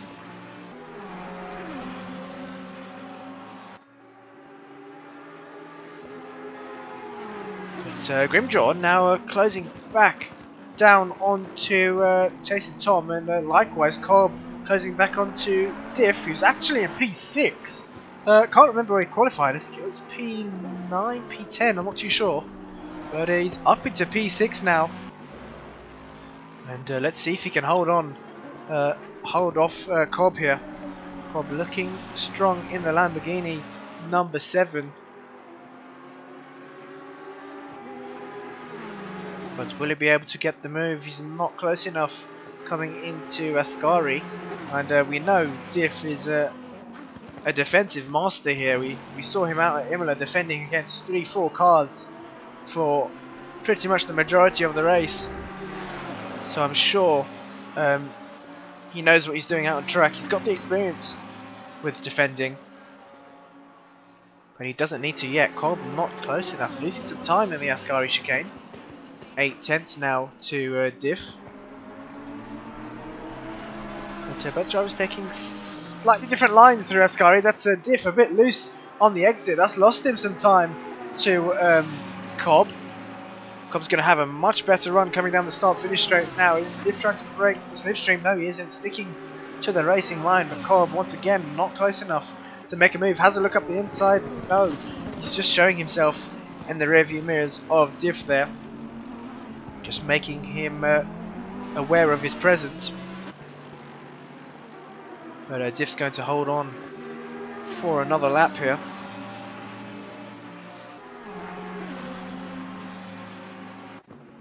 Grimjaw losing some time to Tayson Tom once again. top three pretty much neutralising each other. We got some gravel kicked up in the air there. I'm not sure who that was. Let's see who's in front of these two. It is... I can't actually tell who it is. Let's have a quick look. Is it the number 14 car of TTK? Yes, it is. TTK once again having to move out the way for blue flags here. That's the Lexus of Rocco coming up to him. Kettle also behind, who he was also a lap ahead. TTK will have to move out of the way, ideally on this straight, but he doesn't have to slow down too much. I think Rocco's not close enough yet, so I think it'll be down the start-finish straight here. Yep, it definitely will be. And there you go. I think he's going to move off the racing line now. Yes, he does.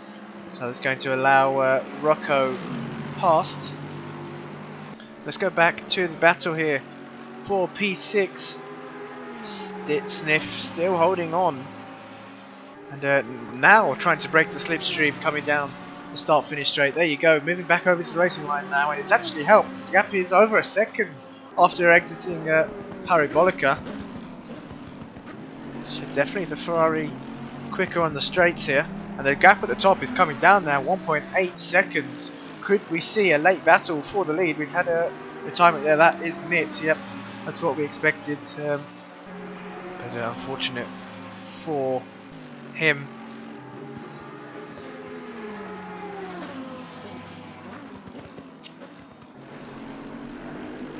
So let's get a quick look at the battle for the lead here. Tyson Tom seems to be less than 1.8 seconds. It might just be the camera angle deceiving us here. But we'll see the delta once they cross. There we go, 1.5 seconds. No, Grimjaw not able to keep up to these two drivers. Let's go back to this battle as well. Diff says 9 tenths. It's definitely not 9 tenths. Diff making a mistake. He's lost some time to Cobb, who's having a look up the inside there, but he's too far back once again to make the move. So Diff holds on for another lap. Well, it's not over. This lap isn't over yet, so let's not curse him here. But coming down the back straight now, seems to pull away slightly on this straight, especially on the exit, especially through Ascari, sorry. The gap at the top, 1.3 seconds now, is really coming down. Nino struggling with the tyres. Stop go there for TTK. He's got 1 lap left to serve that.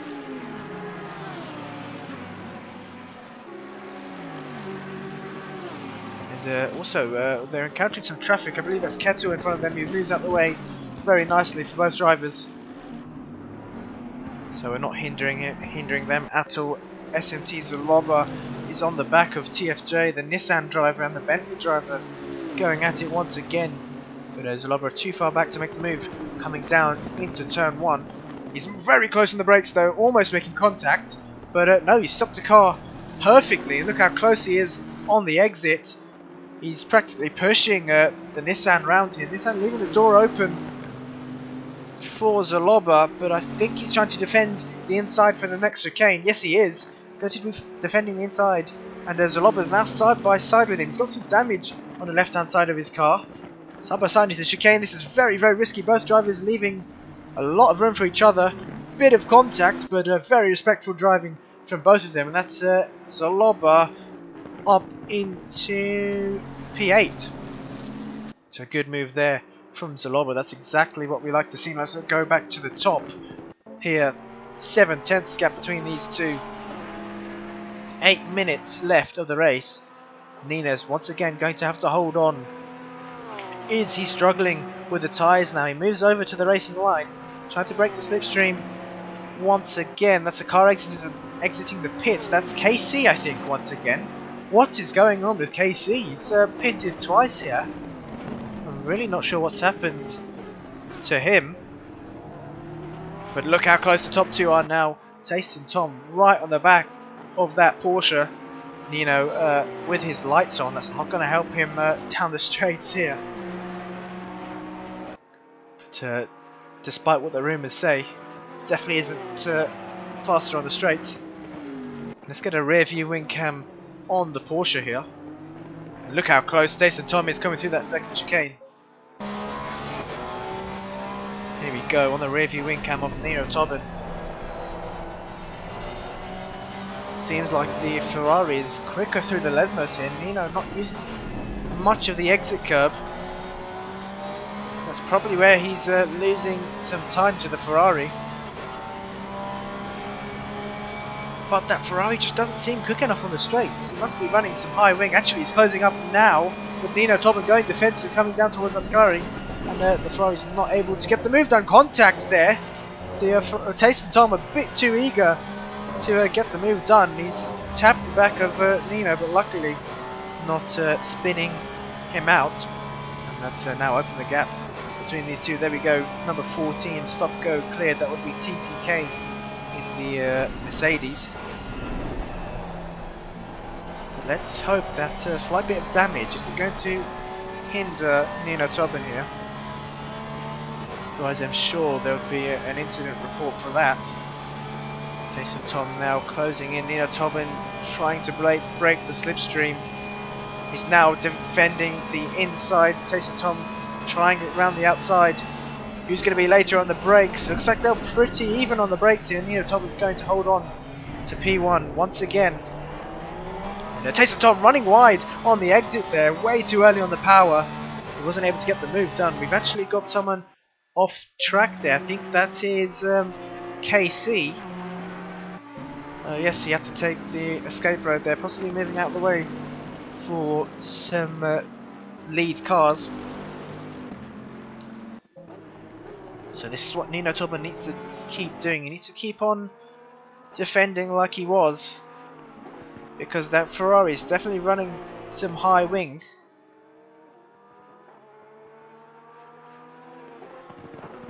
But Tyson Tom also in a bid to make a move on Nino. Needs to give it everything he's got when there's only 5 minutes left of the race.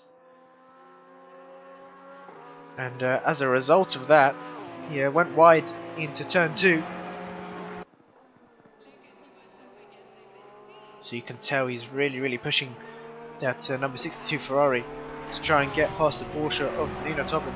Nino not expecting to be this high up in the Porsche, expecting to be mid-pack, but currently leading the race here, which is very impressive from him. Now can Tyson Tom catch back up after his error the last lap? We'll see the gap looks to be coming down there through Parabolica. There we go, just under a second now. Nino losing a lot of time. It's going to be a long 4 minutes for him. Continuously looking in his rearview mirrors, trying to defend against Tyson Tom. Now coming to turn 1 for the 14th time here. And Tyson Tom keeping it clean on the exit after last lap's error.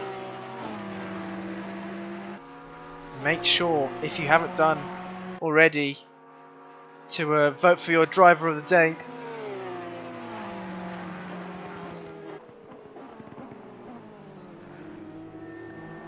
The link is in the comments,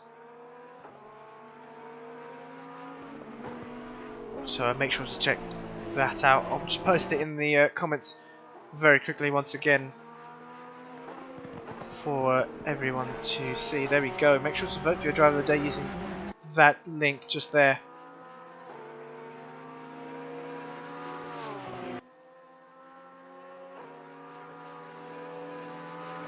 Looks like Tyson Tom not able to close down the gap to Nino now.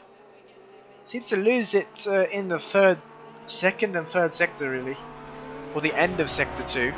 That's where he's losing the time. But here in sector 3 is where he really gains it. You can see the gap coming down already. The damage on the Nino's car possibly not helping. Or he could have even got the tyre pressures wrong. We have no way of checking here. The gap is less than a second now, I believe. Let's see once they cross the line. There we go, 7/10, and it seems to be fluctuating between about 7/10 and 1.2 seconds. Nino seems to gain it in the twistier sections of the circuit, so i.e. the chicanes. But look how close Tayson Tom is now on exit. Very, very close to Nino.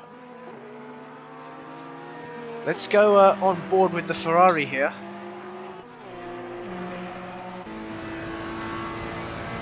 On board with the Ferrari, Nino taking a different line, once again trying to break the slipstream of the Ferrari, doing everything he can. And on every straight, he's going to be trying to break that slipstream.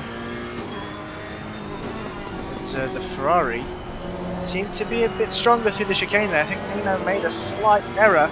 Maybe the pressure getting to him now.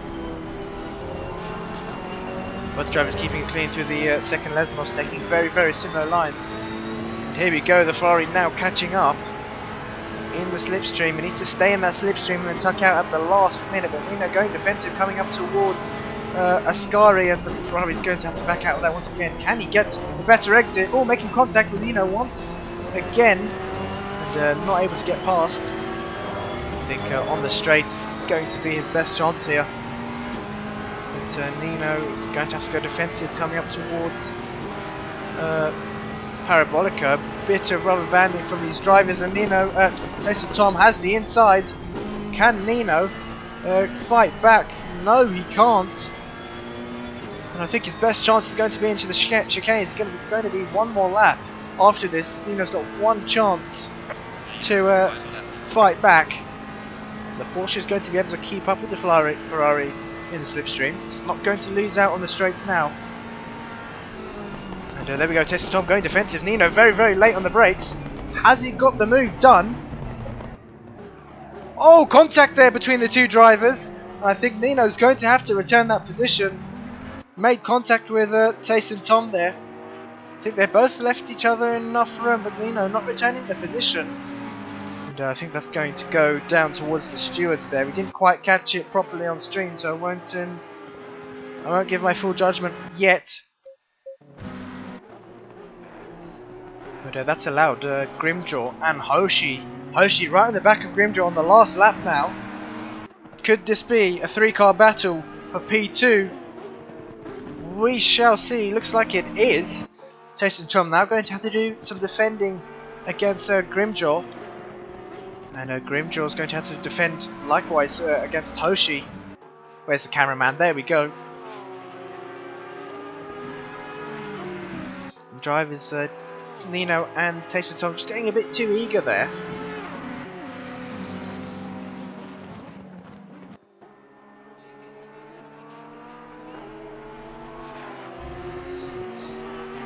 But Nino currently leading, and I think that's going to be down towards the stewards. That's Hoshi running a bit wide on the exit of the Ascari chicane, so I don't think he's going to get the move done unless one of these drivers make a mistake into Parabolica. And there we go, Nino rounding off the final corner, taking the race win after a little controversial moment into turn 1. Flash of the lights there from Nino. Tayson Tom finishing in P2, Grimjaw in P3, just about holding on. Hoshi in P4, Rocco in P5, Cobb managing to get past Diff in P6, but still very, very respectable position for either driver, Cobb and Diff in P7. Zaloba in P8, TFJ in P9, Armobic in P10, SVV KC with 2 pit stops for some reason in P11. Dimmer just making a mistake there through the Ascari chicane, but he's not close enough. He's got no one close enough behind him. That's on the same lap, so he's going to be finishing in P12 there. Kettle in P13 and TTK in P14. Nit was P15, but he unfortunately retired from the race, so that will go down as a DNF for him.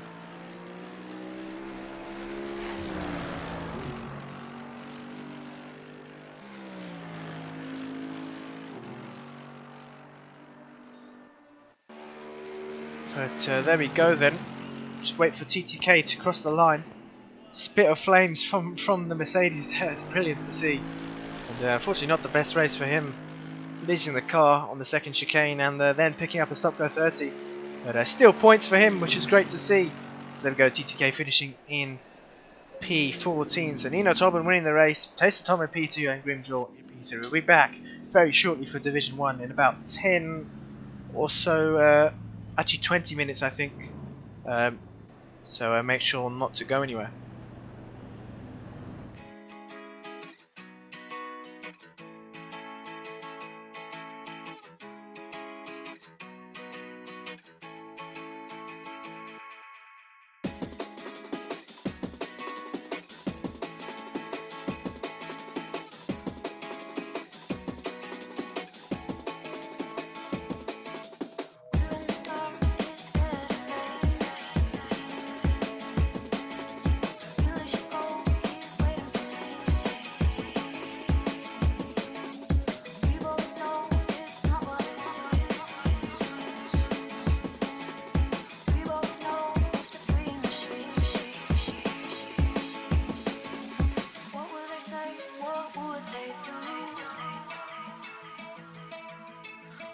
Trouble if they knew.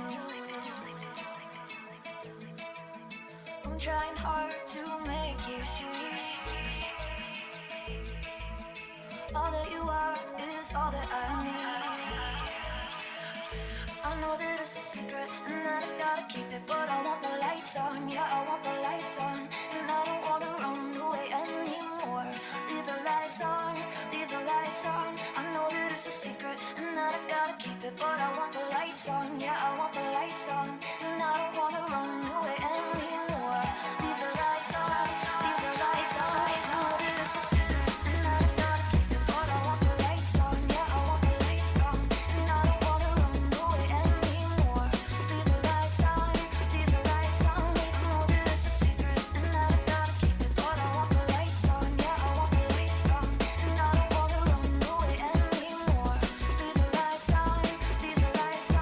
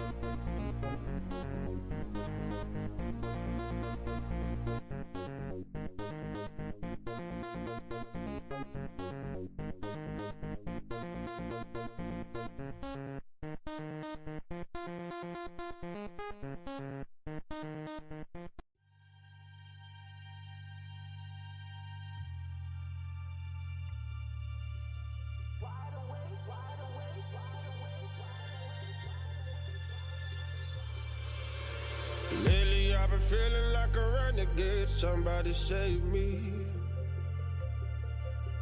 Standing in the midst of the crowd, but nobody sees me. Shouting at the top of my lungs, but nobody hears me. All in the name of love. Look what you made me. I've been praying for the rain to fall. Wash me down so I reborn. Open heavens, let it pour. You can love me again, again, again. You better love me again.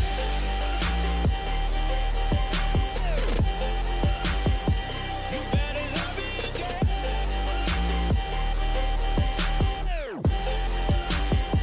You better love me again.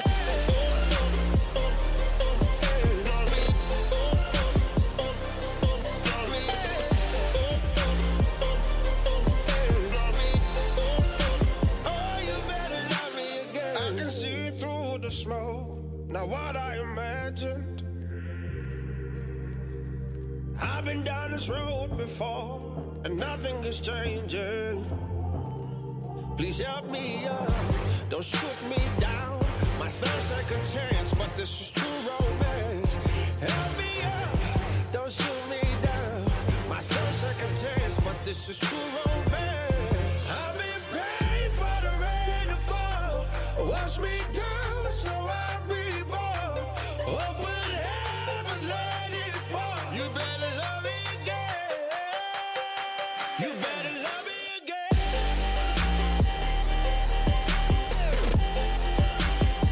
You better love me again.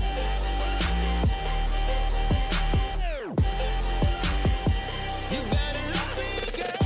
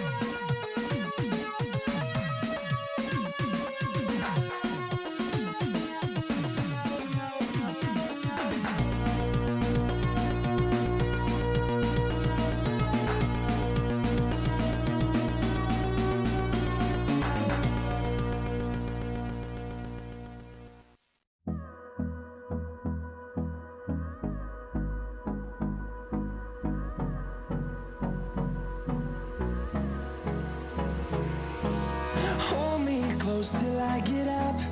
Time is barely on our side. I don't wanna waste what's left. The storms we chase are leading us, and love is all we'll ever trust. Yeah, no, I don't wanna waste what's left. And on we'll go, through the wastelands, through the highways, till my shadow turns to sun rays. And on we'll go, through the wastelands, through the highways, and on we'll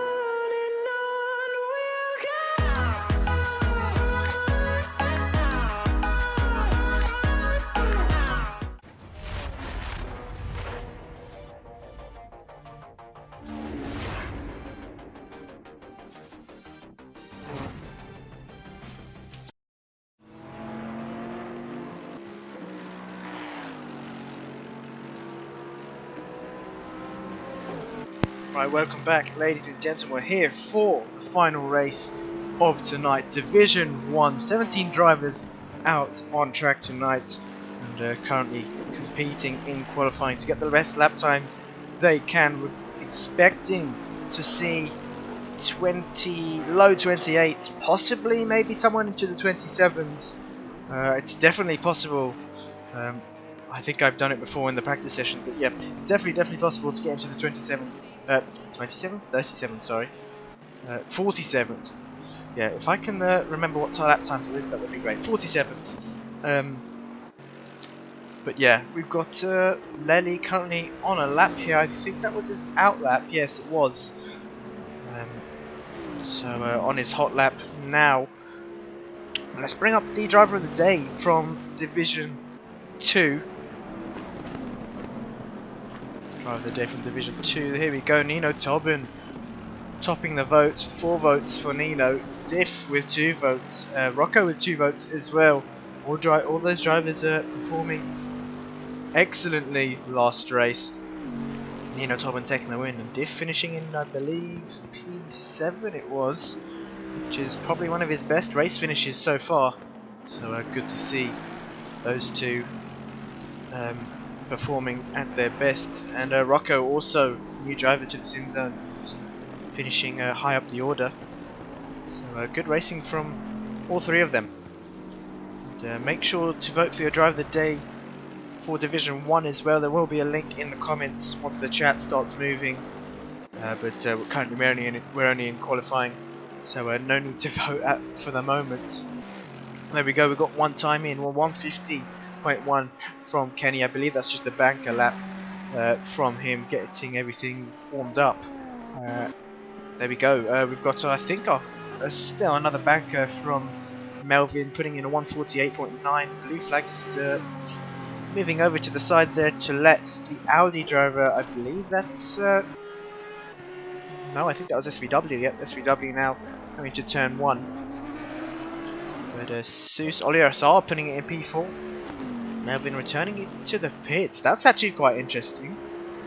And I'm sure there's going to be some more drivers that can beat that time there. But the track only fast. We'll see if Melvin takes it back out on track.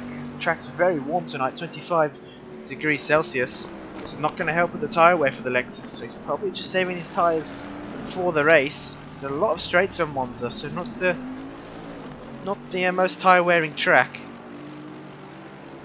But, we've still got a few drivers that are yet to set a lap time. SVW, Ithan, Fresh Kingy, Pinocchio and Windsor all yet to set lap time here. Let's see who's about to cross the line. The number 67 car of Kenny is coming up towards the final corner here.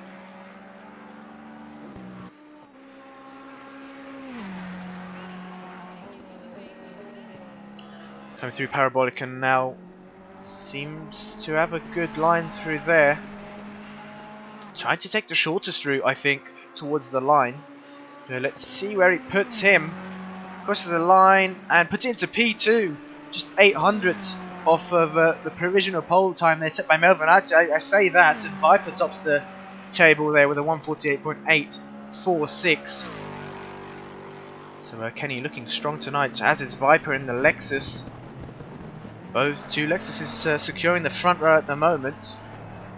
Where's Bubbles coming through the final corner? We've got a few cars ahead of him, and though the number 33 car, where's the number 33 car? BSTNN8 crosses the line, puts it to P6. Bubbles crosses the line, and no, he wasn't able to improve that lap.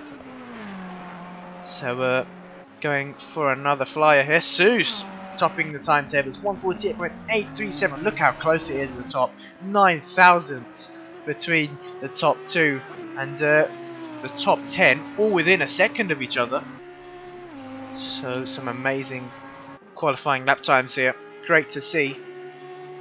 And we've got the 69 car of Zikrai about to cross the line. Currently 1 second off. I'm expecting him to be further up the timetables than he is. Puts it into P6, 3.5 tenths off of Seuss then.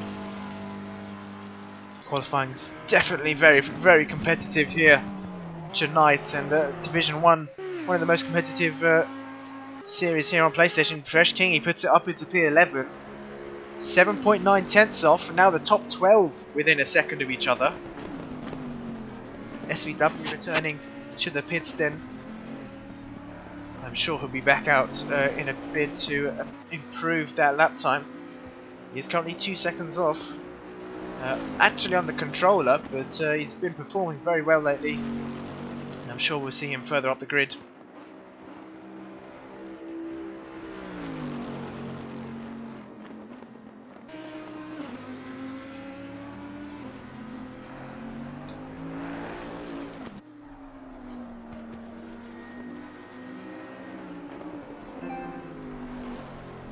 Oops, we just got a message that that's low on battery. Give us a second. We'll just watch. We'll just stay on board with Kingy for now. Give us a second. We'll be back very shortly.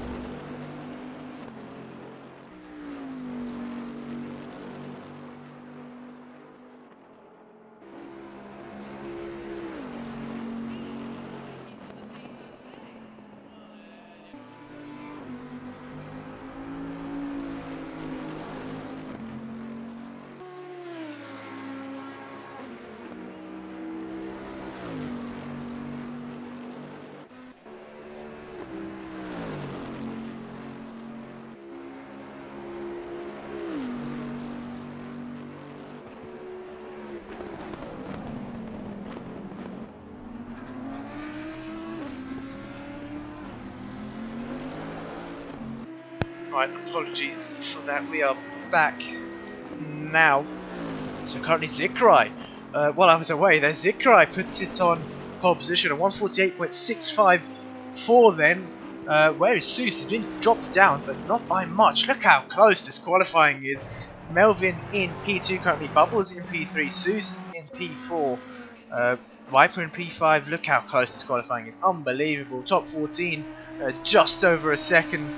There is going to be extremely close here tonight, and Zikrai's going for another lap here. He's gone back out the pits, and Seuss not able to improve, sitting in P4. But he's about to cross the line there. 46, I don't think is on a lap at the moment. No, that's Bubbles. Not on a lap. He is now. Number 15 crosses the line. That's Pinochle. Puts it into P6 there. 3 tenths off of the provisional pole set by Zikrai. So a very, very good lap from him, but no, it looks like Viper, Lely actually, I think improved there, crossed the line and put it into P4. So that leaves, yeah, the top 14, just over a second then. Who else is about to cross the line then? We've got 2 cars coming through Parabolica. I can't quite read the numbers. Is it number, is that number 18 and 19? I believe it is. 18 would be Windsor, crosses the line. Don't think he's able to improve. Kingy puts it on pole, 148.534. He's going to be very, very happy with that. And a 10th quicker, 10th clear than Zikrai there. It's just margins here at Division 1 that puts you ahead of another driver.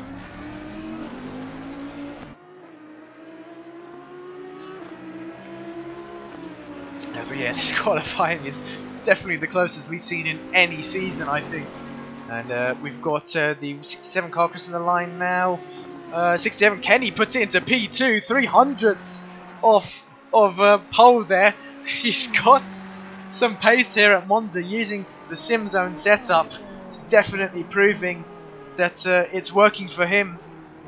Make sure to check them out on our website. There will be a link in the comments very soon. There you go. The link is there in the comments. But we'll be releasing some more cars later on this week. We currently have the Ferrari, the Bentley, and the McLaren. So if you haven't grabbed any of those setups yet, do it now before it's too late. But yeah, who's about to cross the line? Number 43 car, that is Slow Wolf, who's 1.1 seconds off of the pole time. Lely puts it on pole there, extremely close between all these drivers. This is absolutely unbelievable. I've never seen qualifying on console this close. And Kingy returning to the pits. Bubbles also back in the pits, so possibly not able to improve. Oh, he's gone out again, sitting in P6, which is not where you'd expect him to be. But considering how close this field is, he's doing well for the Ferrari. Kenny currently the highest Ferrari. And once again, if I haven't mentioned it already, using the SimZone setup there, running in P3. And who's about to cross the line here? We've got the 997 car of Melvin crossing the line. Improves, puts it into P3 there. And Viper, there we go, crosses the line, puts it on pole position, just 100th quicker than Lely. And who else is about to cross the line? This is never ending, everyone just pipping each other to pole position here. The 69 car of Zikrai, is he able to improve? No, he's not, so currently still P6 for him. Now we've got the 88 car of Oli RSR, puts it into P12, I think he moved up there. So a good lap from Oli RSR, just a second off of the provisional pole time. Now we've got 678, Seuss crossing the line. He's not able to improve either, currently sits in P8. Number 33 now, BSTNNA crosses the line. Puts it into P9 there, 4/10 off.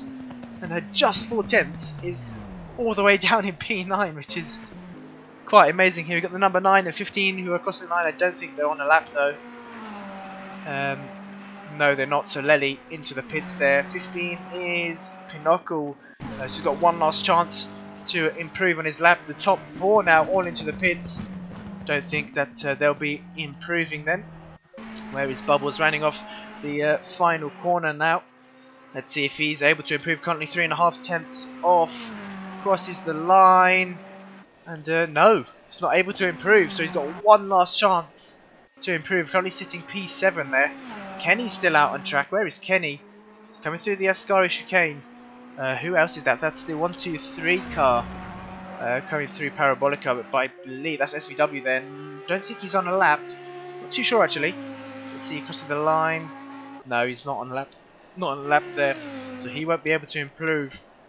Where's Oli RSR exiting Ascari? I think he got a... I'm not sure there. I think that was my eyes deceiving me. But Kenny now coming through the final corner. Is he going to be able to improve? No, he puts it in the pits then. Wasn't up on that lap. But the only few cars out on track, Pinochle, Oli RSR, Windsor. And let's have a look at Oli RSR here. Hardly a second off. Let's see if he can improve. Oh, had to tap the brakes there. I think that's not going to be a lap for him. So he's going to return it to the pits then. Where is Bubbles on track? No. SVW? No. Windsor? Nope. Who is that? Is that 88 car? Yeah, that was Oli RSR returning to the pits. So we got the 15 car now of Pinochle rounding off the final corner, just 4/10 off. Is he able to improve here? Let's see. About to across the line. He is going for a lap, taking the shortest route to the line. He crosses the line and not able to improve there. Now Bubbles, where is he? On track? No, he's aborted his lap. So he's not going to be able to improve. Oh, he looks like he hit the wall there. Trying to push the car ever so slightly over the limit. Here we go, watching SVW. Where's Windsor actually? Windsor coming up to the Parabolica now. Looking good for Windsor, 2.4 seconds off Let's see if he's able to improve here. Decides to take the normal racing line.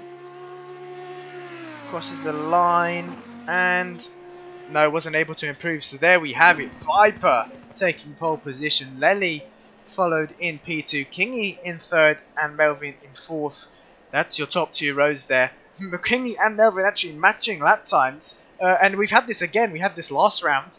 Bubbles and Seuss also matching lap times. So two pairs matching lap times once again. And that just shows how close qualifying is. But we'll be back very, very shortly. So make sure to stay tuned for the race.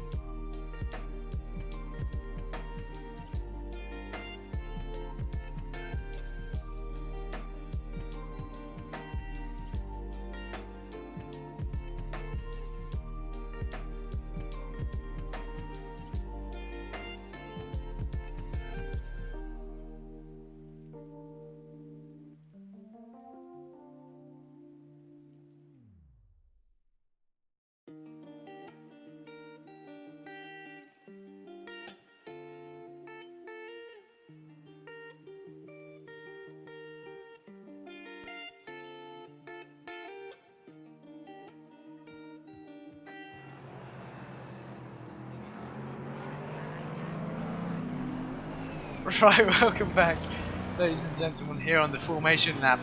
I'm not sure what's happened to Lely. He's in P17, possibly disconnected and rejoined, but he's starting from the back now after qualifying in P2. But yeah, I'm currently joined with Normac and J-Pop. Good evening, everyone. Yeah, hello, it's nice to be back here at Monza. Really close in qualifying, so I think the race should be even closer. Yeah, definitely. Let's get a quick track walk here before we start. Monza, also known as the Temple of Speed, full of straights, and straight line speed is exactly what you need here. So coming down into turn 1, I'm not going to attempt the corner names here. I know the Curva Grande, but I don't know any other corner names. So we've got quite a few chicanes as well, 3 chicanes here. So turn 1, turns 2 as well, and Ascari is also classed as a chicane. The Lesmos, very tricky corners, but coming through the last sector, Parabolica as well. Quite easy to run wide if you're too eager on the throttle, but let's go back to the race here. We're about to go green, all drivers leaving enough room for each other. Let's hope they keep it clean into turn 1. Division 2 was very, very clean. And we are green, green, green. No one picking up a drive through, and the drivers leaving enough space to each other, but there's an Audi very, very close. I think that's Seuss. He's got the McLaren of... I'm not sure who that is. I think that's Pinocchio very, very close to him. But yeah, everyone's staying on their side of the track. There's a McLaren looking down the inside. Oh, 3 wide there. That's not what we like to see. But I think everyone's kept it clean. Oh, there's a McLaren getting sandwiched there. I think they've left enough room. And yeah, everyone kept it clean. Windsor bouncing over the curbs though. I think he's the only one that's... gone. Oh, what's happened to Seuss? I think he got tagged. Going off the chicane. That's really unfortunate for Seuss then. A few drivers going 3 wide, which is not what we want to see. I mean, definitely if someone puts in a report in, they'll be penalised for that. Oh, we've got some chaos going on here in the second chicane. There's a McLaren round. I think that's Pinocchio. No, it's not. It's who's that? That's Zikrai round, bouncing over the curbs there. He's lost a lot of positions. I think he's in last now. So Viper still leading the race. He's opened a 1 second gap to Melvin here. Kingy still in P3, holding off the train of cars behind him. He's got Kenny. Oh, what's happened to Kingy there? Hold on, I didn't catch that. What's happened there? I think he went wide at the 2 Lesmos, because I saw him going off the track and lost a few positions. Yeah, he's down in P11 now, isn't it? So yeah. Oh, and we've got another car off as well on the exit of Ascari. Who was that? Didn't quite catch who was off. Yeah, I'm not sure who was off there. But here we go. Watching Just OK Sari. He wasn't able to attend last round, but he's here with us for round 2. We're currently defending against Lely, who did qualify in P2, but he's down in P11 now. Having a look up the inside on Just OK Sari, coming down the start, finish straight. Going to have the inside. I think he's ahead already, and he should have the move done. Yep, there we go. Just OK Sari, leaving the door open and letting Lely through.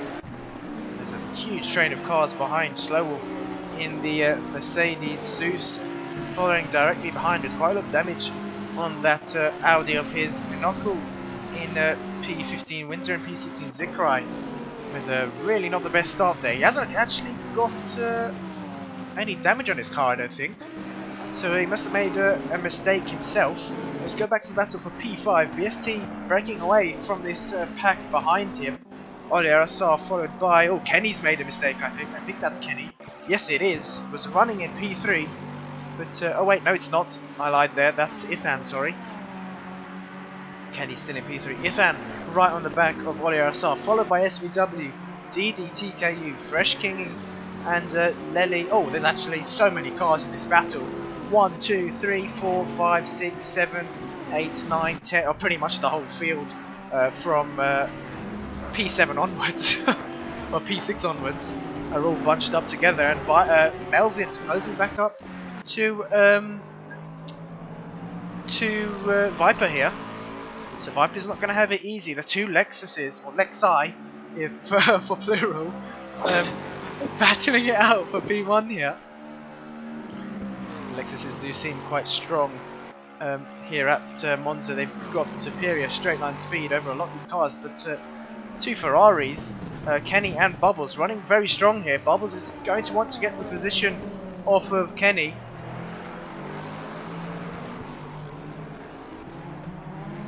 Let's just keep on board with these top two. Just going to get the onboards sorted out here. Just bear with me a second.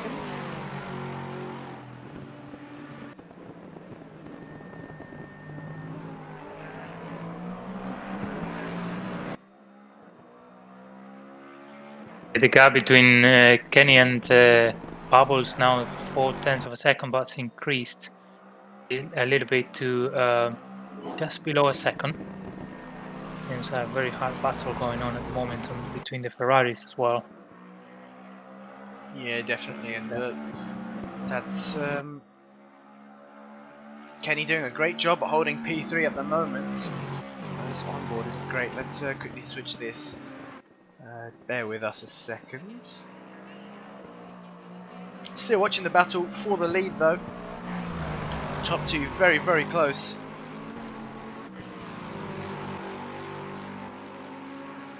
Yeah, but Paul Mitchell in the comments saying tire field in battle. That's true.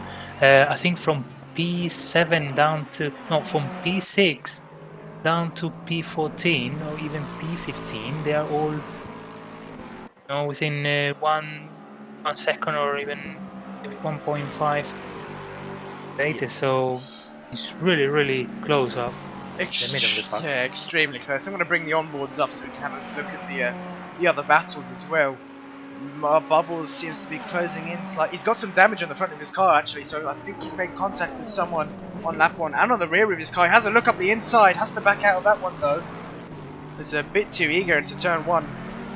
And that's BST in the background there, breaking away from the pack behind.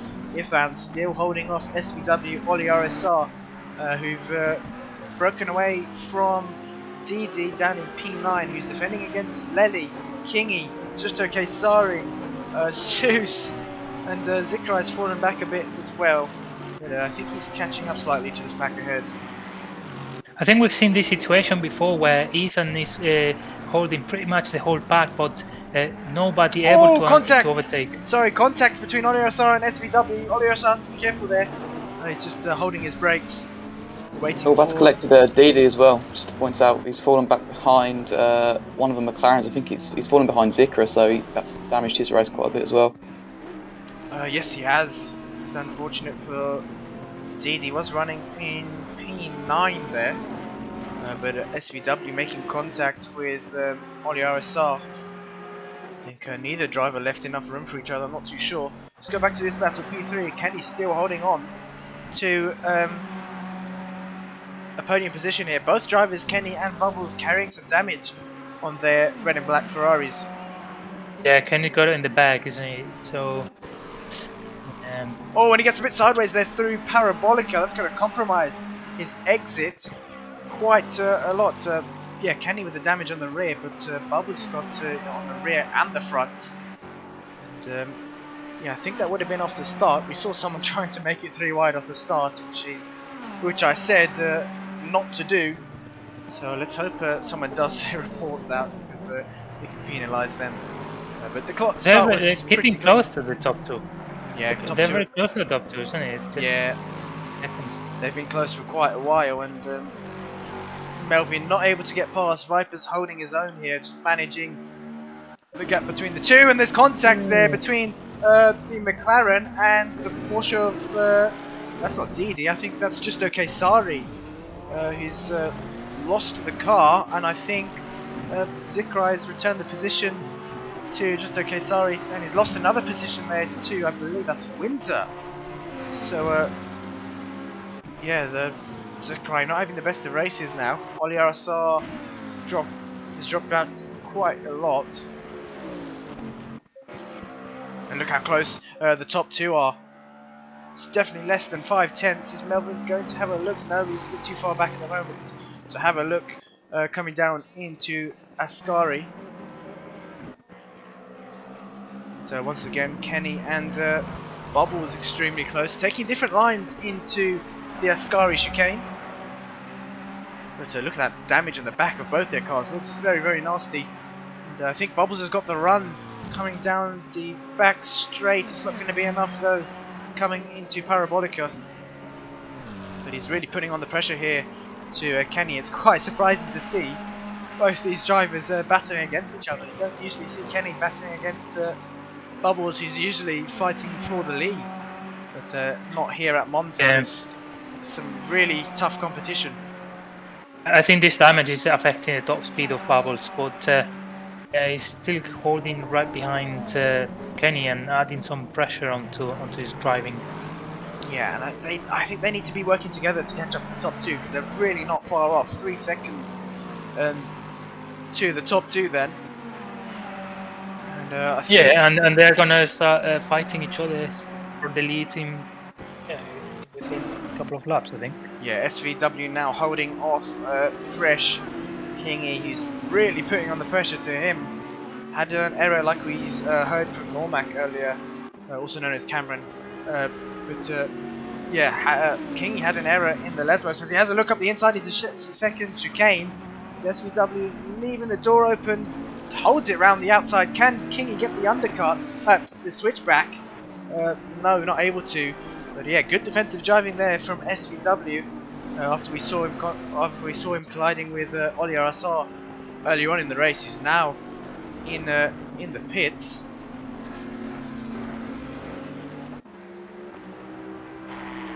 We see on the chats and comments Kenny getting lots of support for holding what be his first podium, I believe. Yeah, there's still so much time left in the race though. We've only 11 minutes have passed and it feels like an eternity. Just look at the sheer amount of battles out on track. Wins dropping off Zikrai, so Zikrai back up into P15. Slow Wolf on the back of DD now. Is the Mercedes going to be able to get past the Porsche coming down the straight? They're side by side. DD's going to have the inside, but I think he's not going to be able to hold it. Actually, he's still holding it on the inside there. Is the Mercedes and Slow Wolf going to be able to hold it around the outside? No, I think DD's still got the position, but coming down the stop, finish straight, this is where you'll see the Mercedes excel, although the Mercedes has got quite a lot of damage on the front, and this is going to allow the McLaren of Pinochle to catch up to these two. And there we go, Oli Arasar picking up a stop-go for speeding the pit lane, I believe that would be. And Slow Wolf now going defensive, has to defend against oh no, that's Oli Arasar next in the pits. But he's backed out that one, and Pinocchle's made a position on Slow Wolf. So Pinochle up into P12. The gap between Kenny and Bubbles is about a second now, so Bubbles not able to keep up. Possibly due to the damage. But yeah, it's clearly affecting the top speed. I'm wondering if he's gonna maybe repair the car. I'm not sure how many seconds he's got damage, but it might be worth stopping early and repair and try to undercut Kenny. Yeah, I think you have to go for the undercut here, but they seem to be catching up to the drivers in front. 2.8 seconds now, and they need the top two to keep battling. They want to be in a chance for P1 or P2. But I think Kenny's quite happy in P3 either way. Let's look further down now once again to this battle for P12. Slow Wolf still keeping Pinochle honest here, but he's got Zikrai on the back of him now. The gap's not a second, that's incorrect. I think it's less than a second now. And they've got Justo Kesari and I believe that is Windsor as well, not too far back. But that's Oli Arasar, there we go, Oli Arasar, the back marker. Unfortunately had to pit, I think was to repair damages.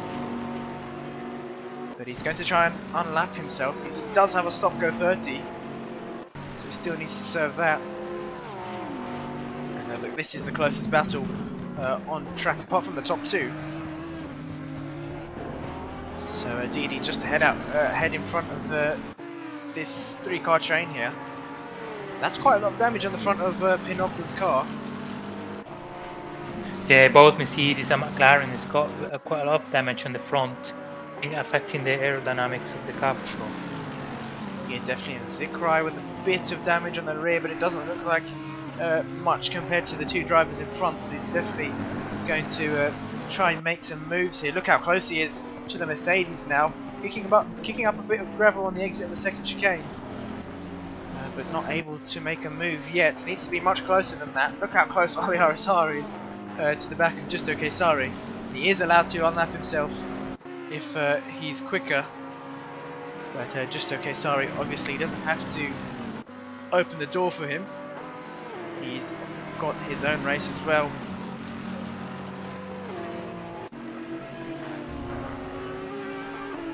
And Pinocchio slightly catching up to Didi. He's also carrying a tiny bit of damage on the rear of his car, but he's running well for a Porsche. Currently in P11, the highest running Porsche at the moment. We saw in Division 2 Nino Tobin taking the win in the Porsche, but Division 1 is much tougher. The competition here is unbelievable, unmatched I think. So still an impressive position for a Porsche here at Monza. Definitely, we're just looking at the top, and Kenny is driving the same lap times as the top 2, as Viper, because he's kept the gap between 2.9 constant for a few laps already. So he's definitely driving the same lap times as the lead at the moment. Yes, definitely. So he could be on for P1 or P2 if those two get tangled up with each other. I'm sure we'll definitely see Kenny on a chance for either P1 or P2. Oh, sorry, Viper and Ron are alongside now. Melvin, sorry. Both alongside going up into Ascari. It says 4 attempts back at the last time inspector, but they're obviously close now, and Ron's got a move done around the outside. Wow, I didn't quite catch that, but I think we saw it from Melvin's on board on the screen there. And Melvin up into P1. Viper down into P2, and this is what Kenny wants. Look, he's closing the gap now to these top 2. Needs them to keep on battling. Bubble was losing quite a lot of time to Kenny. 2 seconds now. He's not able to keep up. But let's this Ferrari is really driving very well, and Viper somehow I think is losing the momentum at the moment. Yeah, he's a second now behind Melvin. I think Melvin was just being patient, waiting for the right opportunity to open. He knew he had the pace in the early stages here. So Viper maybe not on a fresh set, I'm not too sure. But they will have to go on a used set of tyres if they opt to change in the pit stops, and I'm sure they will be changing. But yeah, let's look further down the field. Now looks like SVW has got Seuss on the back of him, 5/10, much less than that. Seuss very late on the brakes. I think SVW a bit early there. He's gained on the exit. Seuss with some heavy amount of damage from lap 1, that would be. It doesn't look like SVW has got a single scratch on his car. I think there are going to be lots of drivers stopping early as soon as the pit window is open, just to fix this damage. Yeah, possibly. It might even take too long to fix the damage. They might just decide to drive through it, as Seuss is doing here. Had a look up the inside into the first Lesmos on SVW, but had to back out of that one. Both drivers using all of the exit curb. They are now coming into the second Lesmos, keeping it clean. Neither driver making any mistake there, so good driving from both the Audis here on track. You can see in the background Didi defending from Zikrai. Very heavy pressure from Zikrai here, coming down towards Ascari, and they've got Pinocchio on the back of them as well, just waiting in the wings. The gap at the top is increasing, so Melvin finding his groove now and opening up the gap to Viper. This is great for Melvin's championship, but we saw him last round at Imola making contact with Bubbles, and they had to work their way up through the field. I think eventually finishing on the podium. Let's just get clarification. On that. Melvin finished on 2nd position and Bubbles on 3rd position. Yeah, so this is going to be good for the championship. And leading the championship currently, I believe it's Viper, I think? Yeah, Viper with 60 points. And there we go, we have got Zikrai down the inside, very, very late on the brakes. And he's missed turn 1 there. He's had to go on the runoff. And he's lost some time to DD in the process. Very opportunistic move from Zikrai. It's going to allow Pinochle to inch closer. Slowwolf on the back of Windsor. What's happened to Slowwolf actually? He's definitely made a mistake somewhere. He's dropped all the way down to P15 there. And there you go. He's got some heavy damage on the front of that Mercedes. So he's definitely lost the car somewhere. And we didn't quite catch that. Now Kenny on the back of Viper. Viper's made a mistake somewhere. Kenny needs to get past Viper as soon as possible. They shouldn't. Kenny wouldn't want them to battle this early on because that will allow Bubbles onto the back of them once again. Now, Bubbles losing a lot of time, 3.2 seconds to Kenny. Yeah. At the moment, the championship is with this result.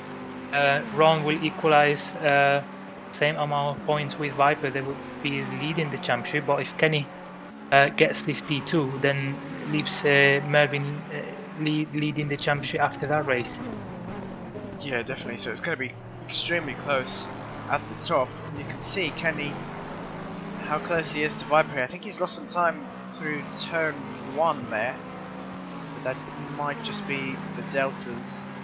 And they will update. There we go. Pit window is open. So BST, first driver into the pits. Zikrai now into the pits as well. And Pinochle following him in suit.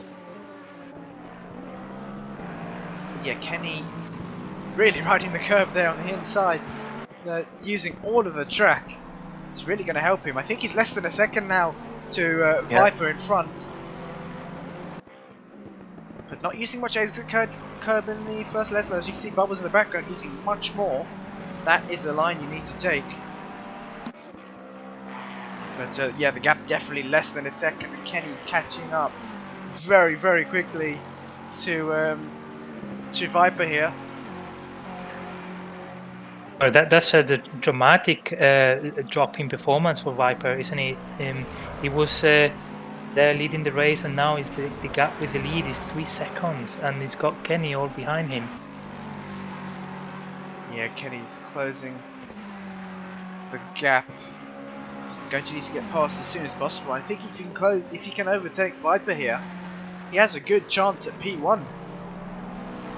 Yeah, definitely. The pit stop strategy is going to be very, very important here for the top 3. Yes, definitely, and I think it will come down to pit stops. Will Kenny go? Will any of these drivers go for an undercut? I think if Kenny can't get past Viper, he'll be in the best position to do so. We've also got another battle between Ethan and Lely. Lely's catching up to Ethan here. So Lely, after starting last after his disconnection, I think, has made his way up through the field. But DD with some connection issues once again, unfortunately. But back to this battle for P2. Kenny is hot on Viper's heels at the moment, coming down towards the second chicane. You can see there, that's Melvin just in front, and look how close Kenny is now into the chicane. That seems to be where he gains the most time. He's having a look into the first Lesmos, but has to back out of that one. But he's just showing himself in Viper's mirrors. There we go, taking the proper racing line, both of them now. That's exactly what you need to be doing. They're losing time to Melvin though. But I don't think Kenny is thinking of a win at the moment. He's thinking directly in front of him, thinking about P2 here.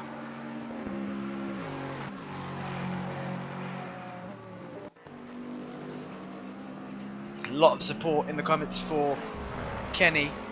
Windsor up into P11 now actually, but yet to make his pit stop. Yeah, we saw before that Kenny doesn't take any curb in his carry. No, he doesn't. I think he's just trying to be safe. through Yeah. Ascari doesn't want to ruin his race so early on. I think he'll start taking more risks in the final few stages of the race. Kenny looks up the inside, had the better run out of Parabolica. He's going to use the slipstream of Viper there. Looks up the inside now, coming down the start finish straight. Now has to back out of it once again and then tuck back into the slipstream. The Lexus extremely quick on the straights, but is Kenny going to be later in the race? Yes, he is. I think he's overshot. No, made it through, and Kenny up into P2. Great move there by Wow. Kenny. Fantastic move. Very, very good. Well done on T1. That's how you do it. And Viper left the room, so yeah, that's what we want to see in SimZone. Yeah, now Kenny already opening up a gap to Viper. He's going to set his sights on P1 Melvin, but Melvin's opened up a 4.5 second lead. Let's go down to this battle. Lely looks like he's got past Ethan. So Lely up into P5, Ethan down into P6 then. But looks like Ethan is fighting back hard. Not close enough to get the position back at the moment. Let's go back to this battle.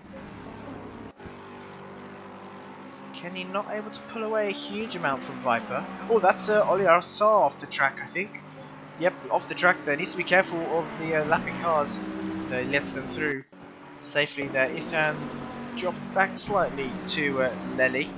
He's not too far off coming down into Ascari now. That's Oli Arsar letting the two drivers, two lead cars past. Great sportsmanship there from Oli Arsar. That's exactly what we like to see. But, oh, Ethan running very wide in the exits of Ascari, and looks like Bubbles has made a mistake as well. Yeah, he's past Bubbles. Yeah, so Bubbles losing 2 positions. There we go, Melvin into the pits. That's weird. That's really odd. I didn't expect him to pit that early. Yeah, unless he starts with the used tires, set of tires. Yeah, Viper also following into the pits. That's going to leave Kenny in some clean air. And I think this is crucial for Kenny, for him to pit late now. Yeah, definitely. Yeah, he can focus on getting the laps in. Focus on the lap times here. This is what he'll need to jump the 2 drivers in front. But yeah, Bubbles losing out some positions after a mistake in Ascari. You can see all of the paintwork on his car falling off there. A lot of damage on the front splitter as well. So, the other driver that might stop late is Lely. Lely is in very good lap times, and I think he's gonna hold that steam for as long as he can. yeah, I think so. But Lely, Ethan and Bubbles are quite close to each other. So see if Ethan or Bubbles go for an undercut here.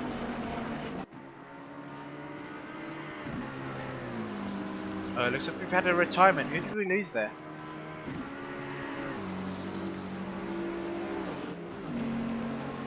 Not sure who we lost. Yeah, looks like Lely is pulling away from Ethan slightly.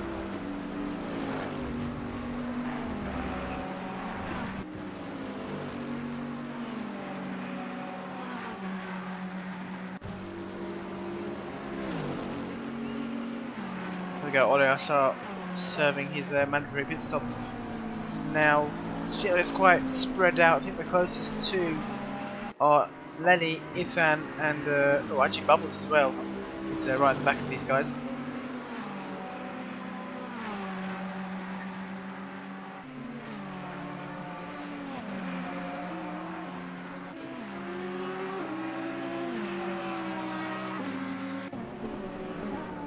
Is Slow Wolf still in the lobby? Let's check. No, we've lost Slow Wolf. So that's who we've lost then. Slow Wolf unfortunately retiring the car after we saw some heavy damage on the front of his Mercedes. Looks like Fresh Kingy is in the pits then. Ethan losing some time to Lely. Yeah, Lely's slowly driving away from Ethan. I think now he is virtually P4, I believe. Yes, I think so. Because we've still got the top few to pit. Melvin and Viper, they already stopped. Yep, so they are in. But, Yeah. Let's see if the the fight, undercut the fight at the works. moment is, yeah, Kenny is the fight. I think for the lead probably. See if that long first stint is gonna work for him. Yeah, we'll definitely have a look if it does work. Let's have a look at Kenny actually. See where he is on track, coming through Parabolica now. Still 11 minutes for the pit window to close. Yeah, let's see if he's actually fueled enough. Thought he was about to dive into the pits there, but yeah, let's hope he's fueled enough for a longer stint. And I definitely think he has. He's at least fueled for halfway here. Ifan losing some more time to Lely, who seems to be closing in on Kenny ever so slightly. Yeah, I guess Kenny started with the fresh new tires, isn't he? And now he'll try to make use of them as much as they can, because then after the second stint he'll have the used tires in quali. Yeah, definitely. And we've got now Kingy on the back of BST, NNA, SVW and DD into the pits. Is Kingy going to be able to get past? He's actually quite close, coming down towards the straight, towards Ascari. Has a look up the inside, he's going to be later on the brakes here, let's see. He's had to back out of that one. And a sensible choice there by Kingy. BST holding on for another lap.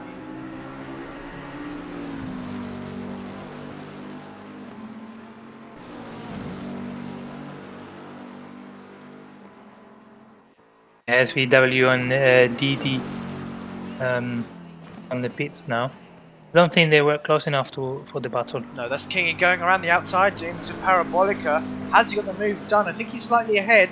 And yes, he has. So great move there by Kingy up into P11. You can see the gap at the top. He's coming down slightly, 8.5 seconds. Kenny possibly not being pushed as much as he was before, or his tyres falling off much more than Lely's are. But BST looks adamant to make this move back. He's very, very close to King. He bounced over the... I don't think it was the curb, but I think there is a bump on the track there for this long, fast right-hander. We've lost another driver. Who have we lost there? I think it's Seuss. Seuss, yes, we've lost Seuss there. Unfortunate. We saw him disconnect last round. Let's hope he hasn't disconnected again. Otherwise his connection won't be serving him well. He was on the pits.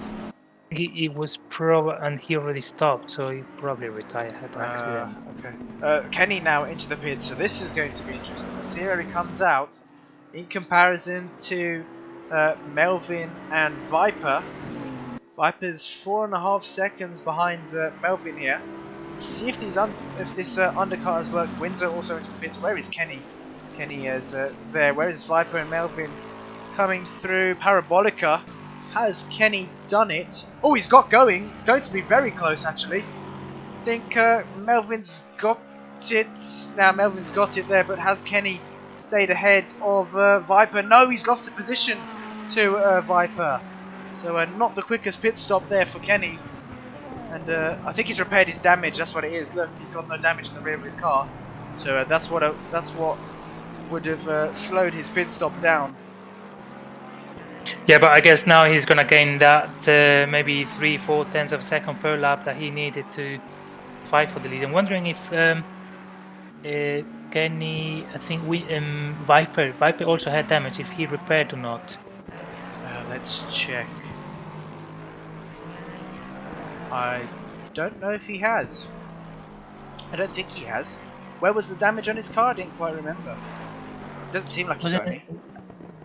Oh, seems like a clean car. No, there we go. Ifan and Bubbles into the pits now. And Kingy gapping BST now, coming to the second chicane.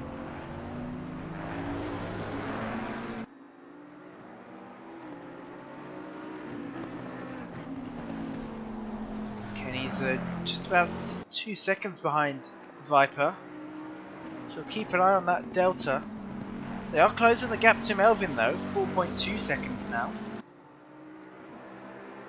But we'll see when they cross the next sector line. BST still within a second to Kingy. Yeah, it was Bubbles, the one with the damage, isn't it, in the Ferrari? Yeah. I don't think he'll repair. Just okay, sorry on the back of Windsor now. Windsor currently running in P12. Oh, I think a bit of oh, that was just the camera panning over. So Ethan exiting the pits now. There we go, he's out of the pits. Still ahead of Bubbles. I think Bubbles might be repairing his damage then. Seems to be stuck in the pits for quite a while here. Yeah. Yeah, he's definitely repairing his damage.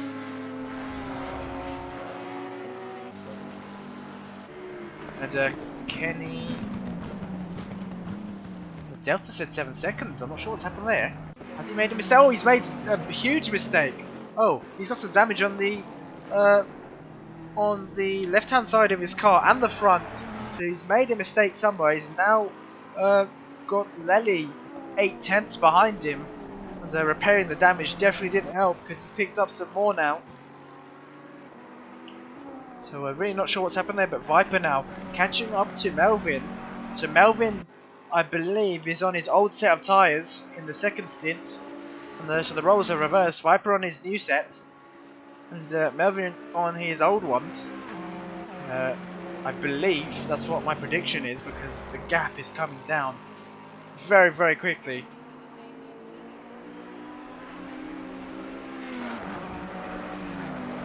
Kenny's gapped Lely slightly actually. Opened the gap to him. Coming through Ascari. Let's go back to this battle. BST is really not letting King out of his sides. The gap was 6/10, but it's increased to 1.3. And let's go down to the battle for P11. Just okay, sorry, still not able to get close enough to make a move.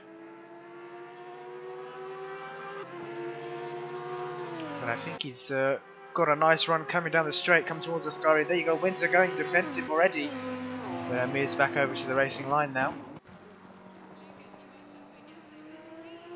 They're just okay, sorry, catching up a lot. Coming into Ascari. I think Windsor looked a bit tentative and he's lost the car on the exit. Picked up too much curb. And there we go. I think he managed to keep out the wall. But he's going to lose a few positions there. Ferrari, I think Bubbles also overtaking. P13, yeah, he's up into P12 then. Yeah, now Lely is all at the back of Kenny. Kenny having difficult times. Yeah, Kenny struggling in the second stint of the race. See that heavy damage on the driver's side of the Ferrari there. Ferrari a bit more loose now. Yeah, I think with that mistake he made, possibly trying to push the car too much, he's caught some damage on the front and his left hand side. He's got Lely all over the back of him here, so Kenny could be up for losing a position. Lely's in the slipstream. Pinocchio now on the back of Windsor as well. After Windsor's mistake, but we'll keep an eye on this battle here. The fight for the podium. Lely disconnected last race, I believe. Yeah, that's gonna be his first points in the championship. Yep, it's gonna be his first points. Has a look up the inside coming to turn one. No, has to back out that way too far back to make a lunge there. Now Kenny's going to hold on for another corner.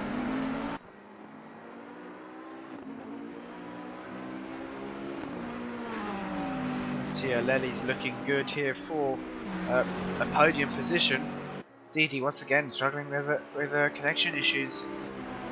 So unfortunate to see. Pinocchio's dropped back slightly to Windsor. Gap now 1.4 seconds between those two. Look how close Lely is to Kenny. Kenny bouncing over the second curb. That's not going to help with his exit here. Coming through the Lesmos, now through the second Lesmos here. Kenny running, nearly running wide. And I think Lely's got the better exit. He's going to have a look around the outside. Kenny's going to have the inside for Ascari. I think Kenny's slightly ahead. Needs to be a bit later on the brakes to be able to hold the position. And I think... Oh, he's left a room there for... Oh, that's Lely bouncing over the curb. And that's Kenny into the wall. Oh, that's going to be a lot of damage. Heavy damage there. And Lely making a huge mistake. Just bouncing over the Ascari curbs. And that's Kenny. Oh, look at that. Kenny's not able to keep the car straight. I think that's some suspension damage for him. That's really unfortunate. Lely is just... yeah, there we go. He's not able to keep the car straight. He's definitely going to return to the pits then. Oh, no, that's unfortunate for Kenny. He's on for a podium.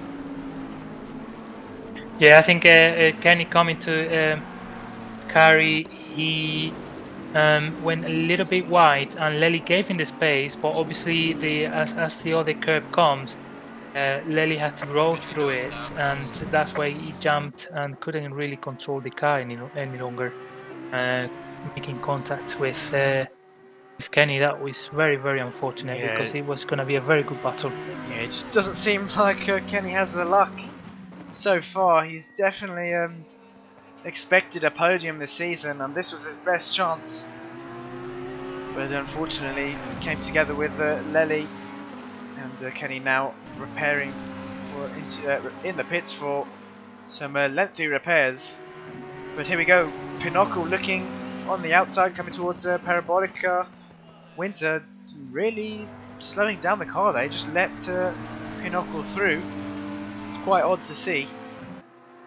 But yeah, Pinocchio up into P13 then. The gap between the top is slightly coming down, 3.3 seconds. 19 minutes left of the race though. Not a huge amount of time for the rate that Vipe has been closing in. It depends how Melvin managed his tyres, doesn't he? I think he's running the quality tyres at the moment, while Vipe is running fresh new tyres. So yeah, it's all down to how many laps Melvin did during quali and what's the state of these tyres. Yeah, definitely. And it seems like gap's come down by another 10th. So yeah, Melvin just needs to look after the tyres then. Oh, that's Pinocchio going very deep on the brakes. And he's going to pick up a warning for that. He's gained some time on Windsor. But I'm surprised those curbs didn't really do anything to his car. He's run very wide once again. I think that's going to be a second warning for him. He needs to be careful here. He might even pick up a drive-through. He's gone wide once again. And, yeah, needs to be very careful so he doesn't pick up a drive-through. But yeah, the gap at the top now, 2.7 seconds. Melvin is struggling with those tyres. We could see a late battle for the lead. But Kenny now out of the pits. And he's a long, long way back. He's had to cut the first corner there. I'm not sure what's happened.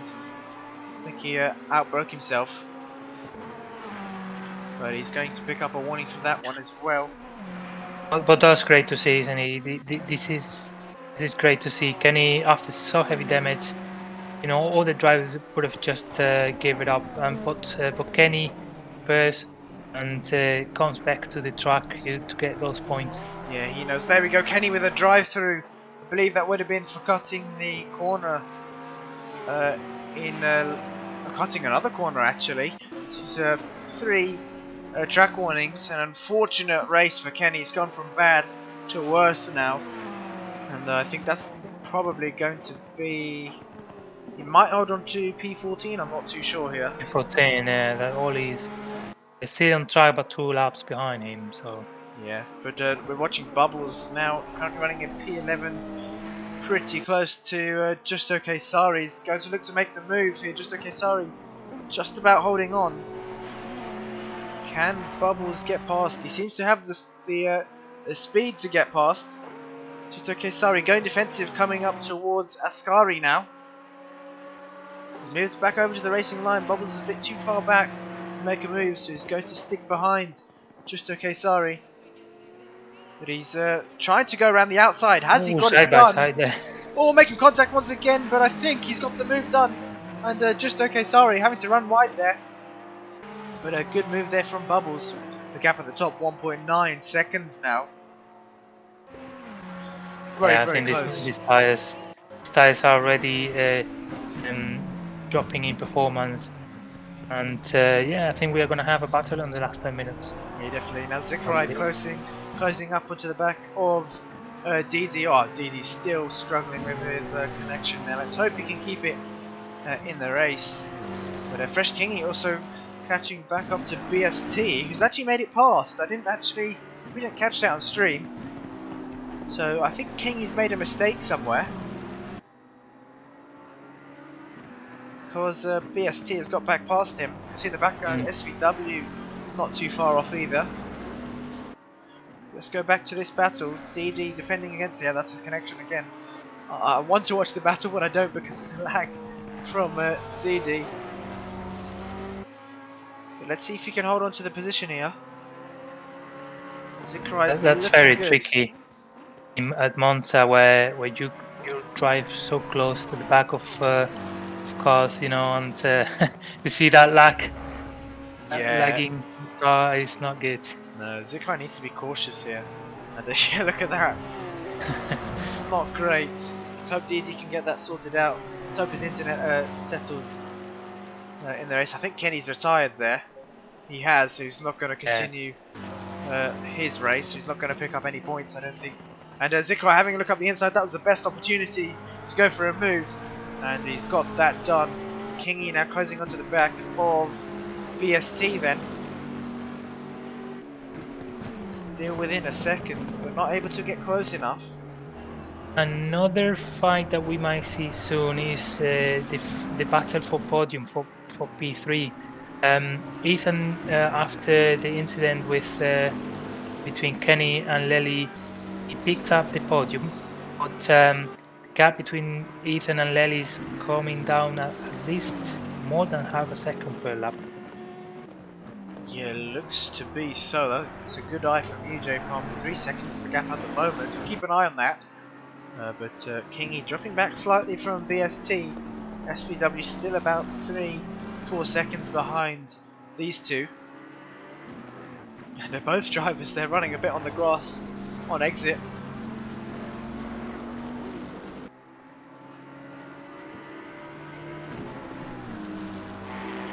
There we go. Now Oliara started getting past Kenny, so Kenny's not going to be going back out on track, I don't think. Gap at the top, 1.7 seconds. Still fairly close, with 13 minutes left of the race. Can Viper get the position here? Is it enough time for him? Let's see. Look how close these two are. Looks to be less than that now, 1.7 seconds. Yeah. It's much less than that actually. I think it's about 1.3, 1.2 maybe? Let's see. Yeah, it is.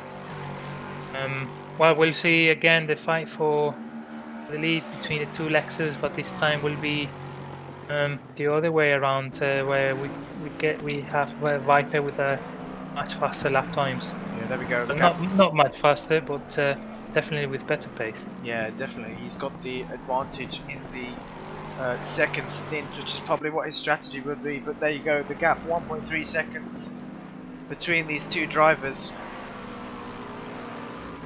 And Viper needs to catch up. He knows Monza's an easier track to overtake than Imola.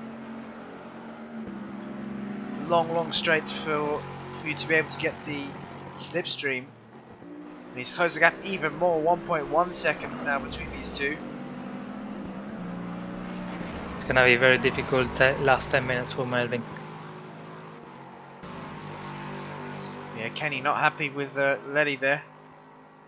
But that was quite unfortunate. And he just bouncing over the curbs.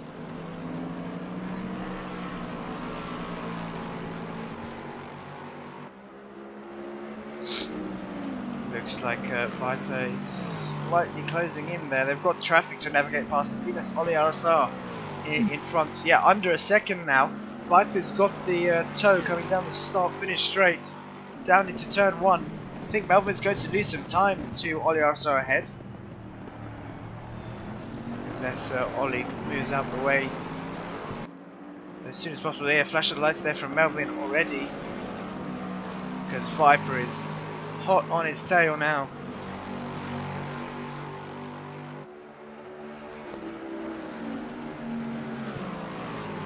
And the fight for the for P3, the gap is come down to less than 2 seconds now. Yeah, it was 3 seconds the last time we talked about It that. was more than 3, yeah. Yeah, Oli also moving out of the way very well though. Great sportsmanlike conduct from Oli RSR. And props to him for sticking in the race after his incident early on. But the gap there, 5/10 between the top two, just 10 minutes left to go. Melvin's going to have to defend for the last 10 minutes of this race. Has to treat it as life or death, I think. This Viper definitely has the pace advantage. Look at the Lexus bouncing over the Ascari curb there.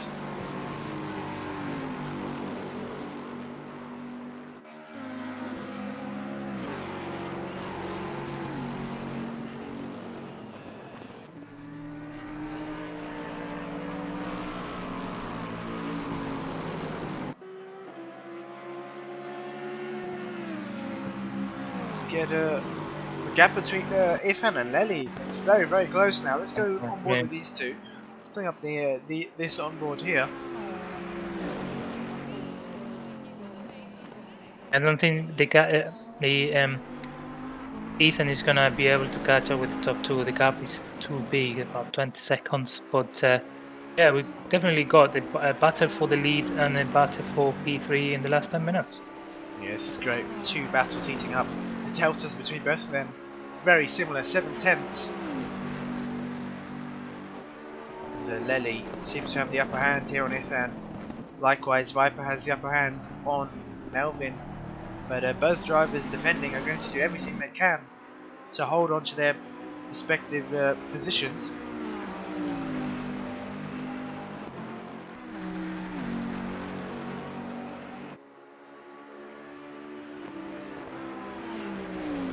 I believe Viper and Melvin are encountering some traffic.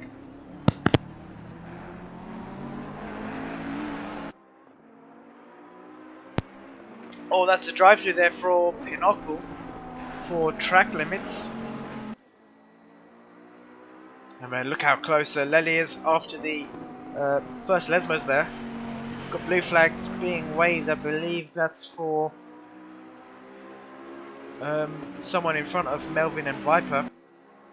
But Lely, is he going to have a look coming down into Ascari? No, Ethan going defensive there. And he's held off Lely for another corner. But he's going to have the slipstream coming down the back straight here. Lely needs to be careful here. He's held it well through Ascari. But he's practically pushing Ethan down the straight. And Ethan going very, very defensive coming into Parabolica. That's going to compromise his exit here. But Lely not able to get past. Having a look up the inside. And I think he's going to have the inside coming down the start-finish straight. Yes, he does. So both drivers side by side now. And the Bentley being out-dragged slightly by the Ferrari of Ethan. I think if Ethan's later on the brakes, he's going to have the position. And he tries to keep it around the outside. Yeah, Ethan still holding on to P3. Very good defensive driving from him. Let's go back to the top two as well. Yeah, we know how well Ethan is able to defend positions. We've seen it before. Yeah, look at this. Viper is very, very close to Melvin. And Oli RSR hasn't actually trucked back too far off of these two after letting them past. But that just shows how much these top two are battling. They're losing a lot of time But they don't need to worry about anyone behind them. Ithan is about 20 odd seconds behind, and he's in a battle himself. So Melvin just needs to worry about Viper here.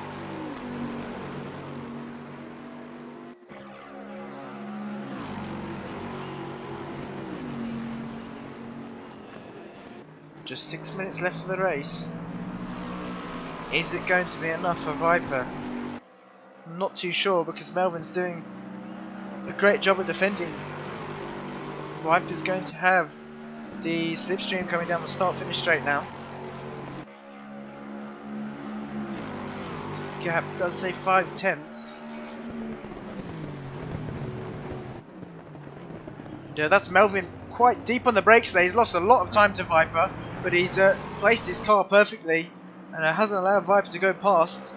And he's going to need to defend the inside here. Yeah, because Viper probably got a lot more speed on the exit. Yeah, look at Melvin going defensive there. Viper's not going to be able to get the move done. He's a bit too far behind. And Melvin can hold on to P1 once again. So going to have a look up into the Lesmos. No, he's a bit too far back at the moment. But yeah, the Melvin of the Lexus of Melvin. Really struggling with its tyre wear. Yeah. Well, he's now currently, defending a P1. If he finished like this, equalize the same points with Viper with 121 points. Both at the lead of the championship. Yes, that would. It's going to be extremely close between these two. Who finished on pole last race? I can't actually quite remember, because it was Melvin, I think. So I think. One second, I think he got one more point. Yeah, so I think if he does finish in first, he'll be in the lead of the championship by 1 point then. Yeah, I put it in the chat somewhere. Can't find it. But we will see. As Melvin still defending from Viper. Looks to break the slipstream. He's going offline, coming down the start-finish straight. He's moving back over to the racing line. No, he's still going defensive there. Leaving Viper just enough room on the outside. Melvin's still holding on. He has to compromise his run through the exit of the chicane. Yeah, found it. So Melvin got 56 points currently, and we know the P2 gets 55. So he got the pole last race, and Viper got it here in Monza. They're going to be the same number of points at the end of this race. Yes, that's correct. They will be at the same number of points. So extremely close after round 2. If it does, they do finish as they stand. Yeah, Melvin slightly gapping Viper there through the second chicane. Now coming through the Lesmos, using all the track possible. That's Oli Arsab kicking a bit of dirt in the background. Still on the back of these guys. That's actually quite amazing. So if he didn't have his collision at the start, I'm sure he'd be battling for at least P4, P5, or maybe even P1. Yeah, but I think he did qualify further down the order. But I think it was only like 4 or 5 tenths off, which is not much at all. But now we've got Kingy on the back of BST once again. So Kingy looking to get P5 here at Monza. And we've also got Zikrai on the back of SVW. Oh, he looks like he's got the move done. So Zikrai up into P7 then. And SVW down into P8. So Slick back. The battle for the lead. The gap has opened up to 9 tenths. And that's going to be 2 more laps, I believe. Yeah, 2 more laps for these two. And oh, looks like Viper was much later on the brakes there.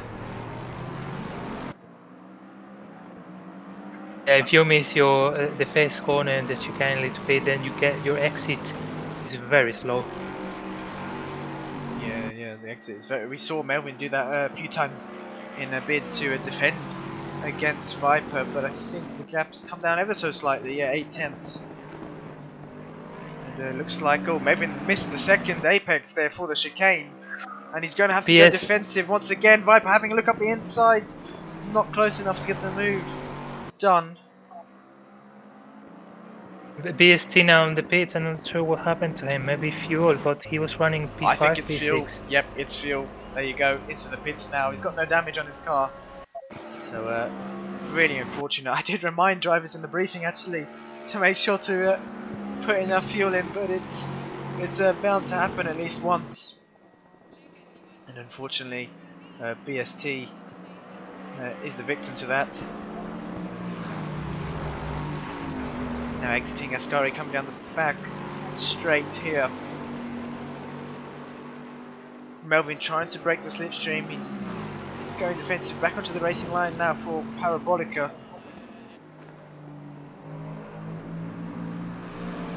Let's he's taking a different line through Parabolica to try and just break the slipstream there to Viper. Let's get him an onboard from Melvin here.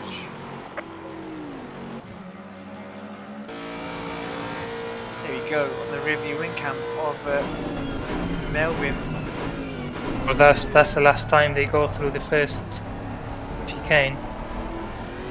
Yep, last lap for these guys. Looks like Melvin got the better exit out of the chicane there. And Viper really not close enough yet to make a move. But he knows into the second chicane. This is where Melvin made an error last lap around. But he hasn't made an error this time. Viper running out of opportunities to overtake Melvin. Yeah, he's running out of opportunities at the corners here at Monza. That's BST letting these drivers past. Melvin got a very exit from S1 too. That's gonna be it's gonna go through Ascari in first position for sure. Yeah, Viper's really not close enough. I think his only bet here would to for Melvin to make a mistake in Ascari, and I don't think he has yet. No, he's kept it very clean through Ascari, and actually Viper was the one to make the mistake, pushing the car too hard. He's run off onto the gravel. I think he's going to pick up a warning for that. He's not following the slipstream of Melvin. The gap has increased between these two drivers, and I think Melvin is going to cross the line in P1 here, so the championship is going to be tied coming into round 3. Melvin, your race winner of round 2, finishing in P1. Viper in P2. Lely, who's Far behind, 20 seconds behind, I think. Yeah, coming up towards Parabolica now, finishing in P3.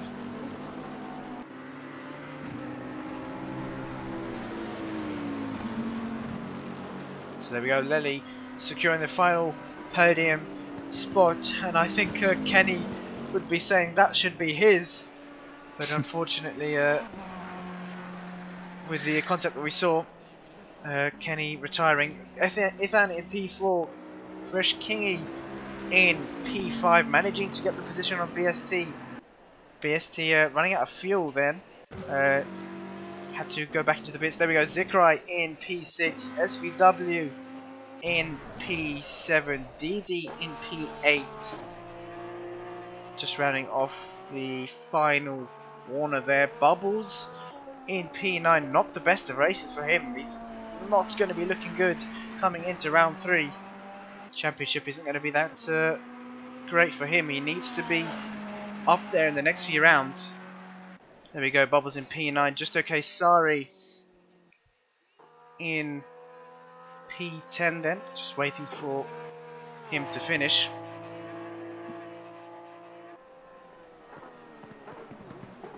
Lining off the final corner there.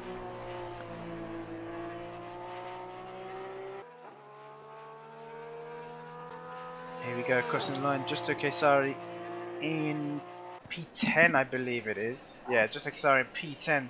So here we have the order then. Melvin finishing in P1, Viper in P2, Lely in P3. That's your top 3 for tonight. Let's see if we can get an interview from any of these 3.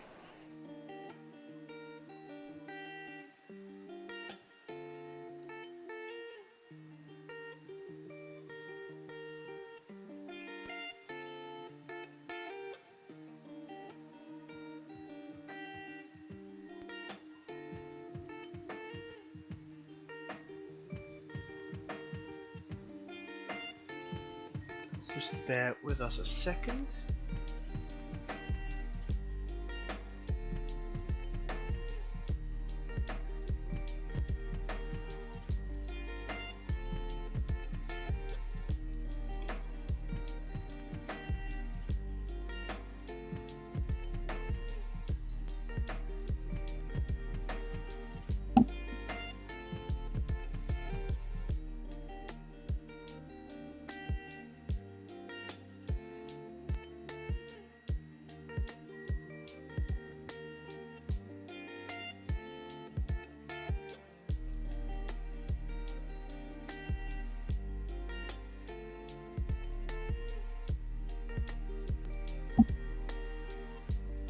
Just give it a minute, wait for the drivers to get ready and join the interview waiting room if they will. Doesn't look like Melvin will be able to. See if we can get Viper or Lely in.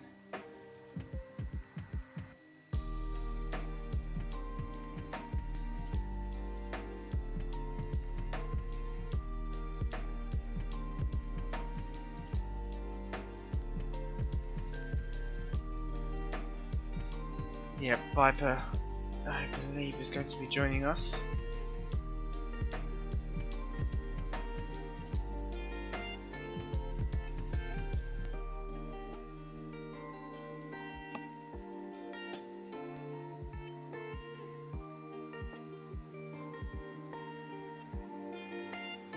There we go, Viper's in the interview waiting room. Let's see if we can drag him over now.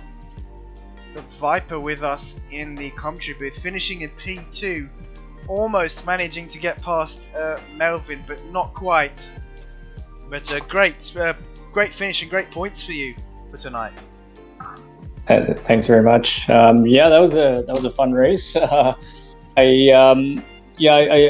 My strategy was to pit a little bit early, and I did the undercut, and it worked on Kenny, but unfortunately Ron got out in front, and I thought I had good pace in the second stint, but it just wasn't quick enough. Ron doesn't make too many mistakes, so the guy was able to defend really well, and so unfortunately I couldn't get the P1, but pretty happy with P2. Yeah, were you on fresh tyres then for your second stint, or did you go on your quali tyres? No, so you're right. I did do the fresh tires on the second stint. I debated it before the race started. I was even thinking about switching it, but I had a feeling that guys would have better pace than me on race pace. So I was okay if I lost a couple positions in the first stint, and I just wanted to be quicker in the second. I think I put up my best laps in the second stint with the fresh tires. So all in all, P2, not too bad. I would have loved to have P1, but like I said, Ron is just such a good driver, and the guy doesn't make any mistakes. So yeah, P2 it is. Yeah, it's great points for you, and you'll be tied in the championship going into round 3. Paul Ricard with Melvin. So Paul Ricard, is it a track that you favour? You know what? I do not know that track well at all, so this is going to be interesting. I have a lot of work to do this week, but the thing I'll say about this division, though, like there's just so many quick guys. Like I don't know if it comes through on the streams or not, but some of the lap times these guys are putting up during the race are just incredible. And so I don't think anybody's running away with anything here. I think every week is going to be a real battle. And there's probably six guys on this Division 1 roster that could legitimately win every single week. So I'm looking forward to Paul Ricard, but no, it's not a great track for me, but I'll try and get up to speed before Sunday. Yeah, perfect. But congratulations on P2. J-Pum, do you have anything to add? No, just to let Viper know that you have exactly the same points as Melvin, so that's gonna be a crazy race on Paul Ricard. Sure. Yeah, no, I'm looking forward to it. Like I said, I haven't raced on it too much, but I do like the track. Let's hope for another good, clean battle. Yeah, let's hope. Oops, what's going on here? There we go. Let's hope you can. We'll see you on the podium once again. But yeah, thanks to everyone for watching. There we go. So Melvin finishing in first, Viper in second, and Lely in third. Make sure to tune in on Tuesday for the Porsche Super Cup. But until then, have a great evening and have a great few days. Good night.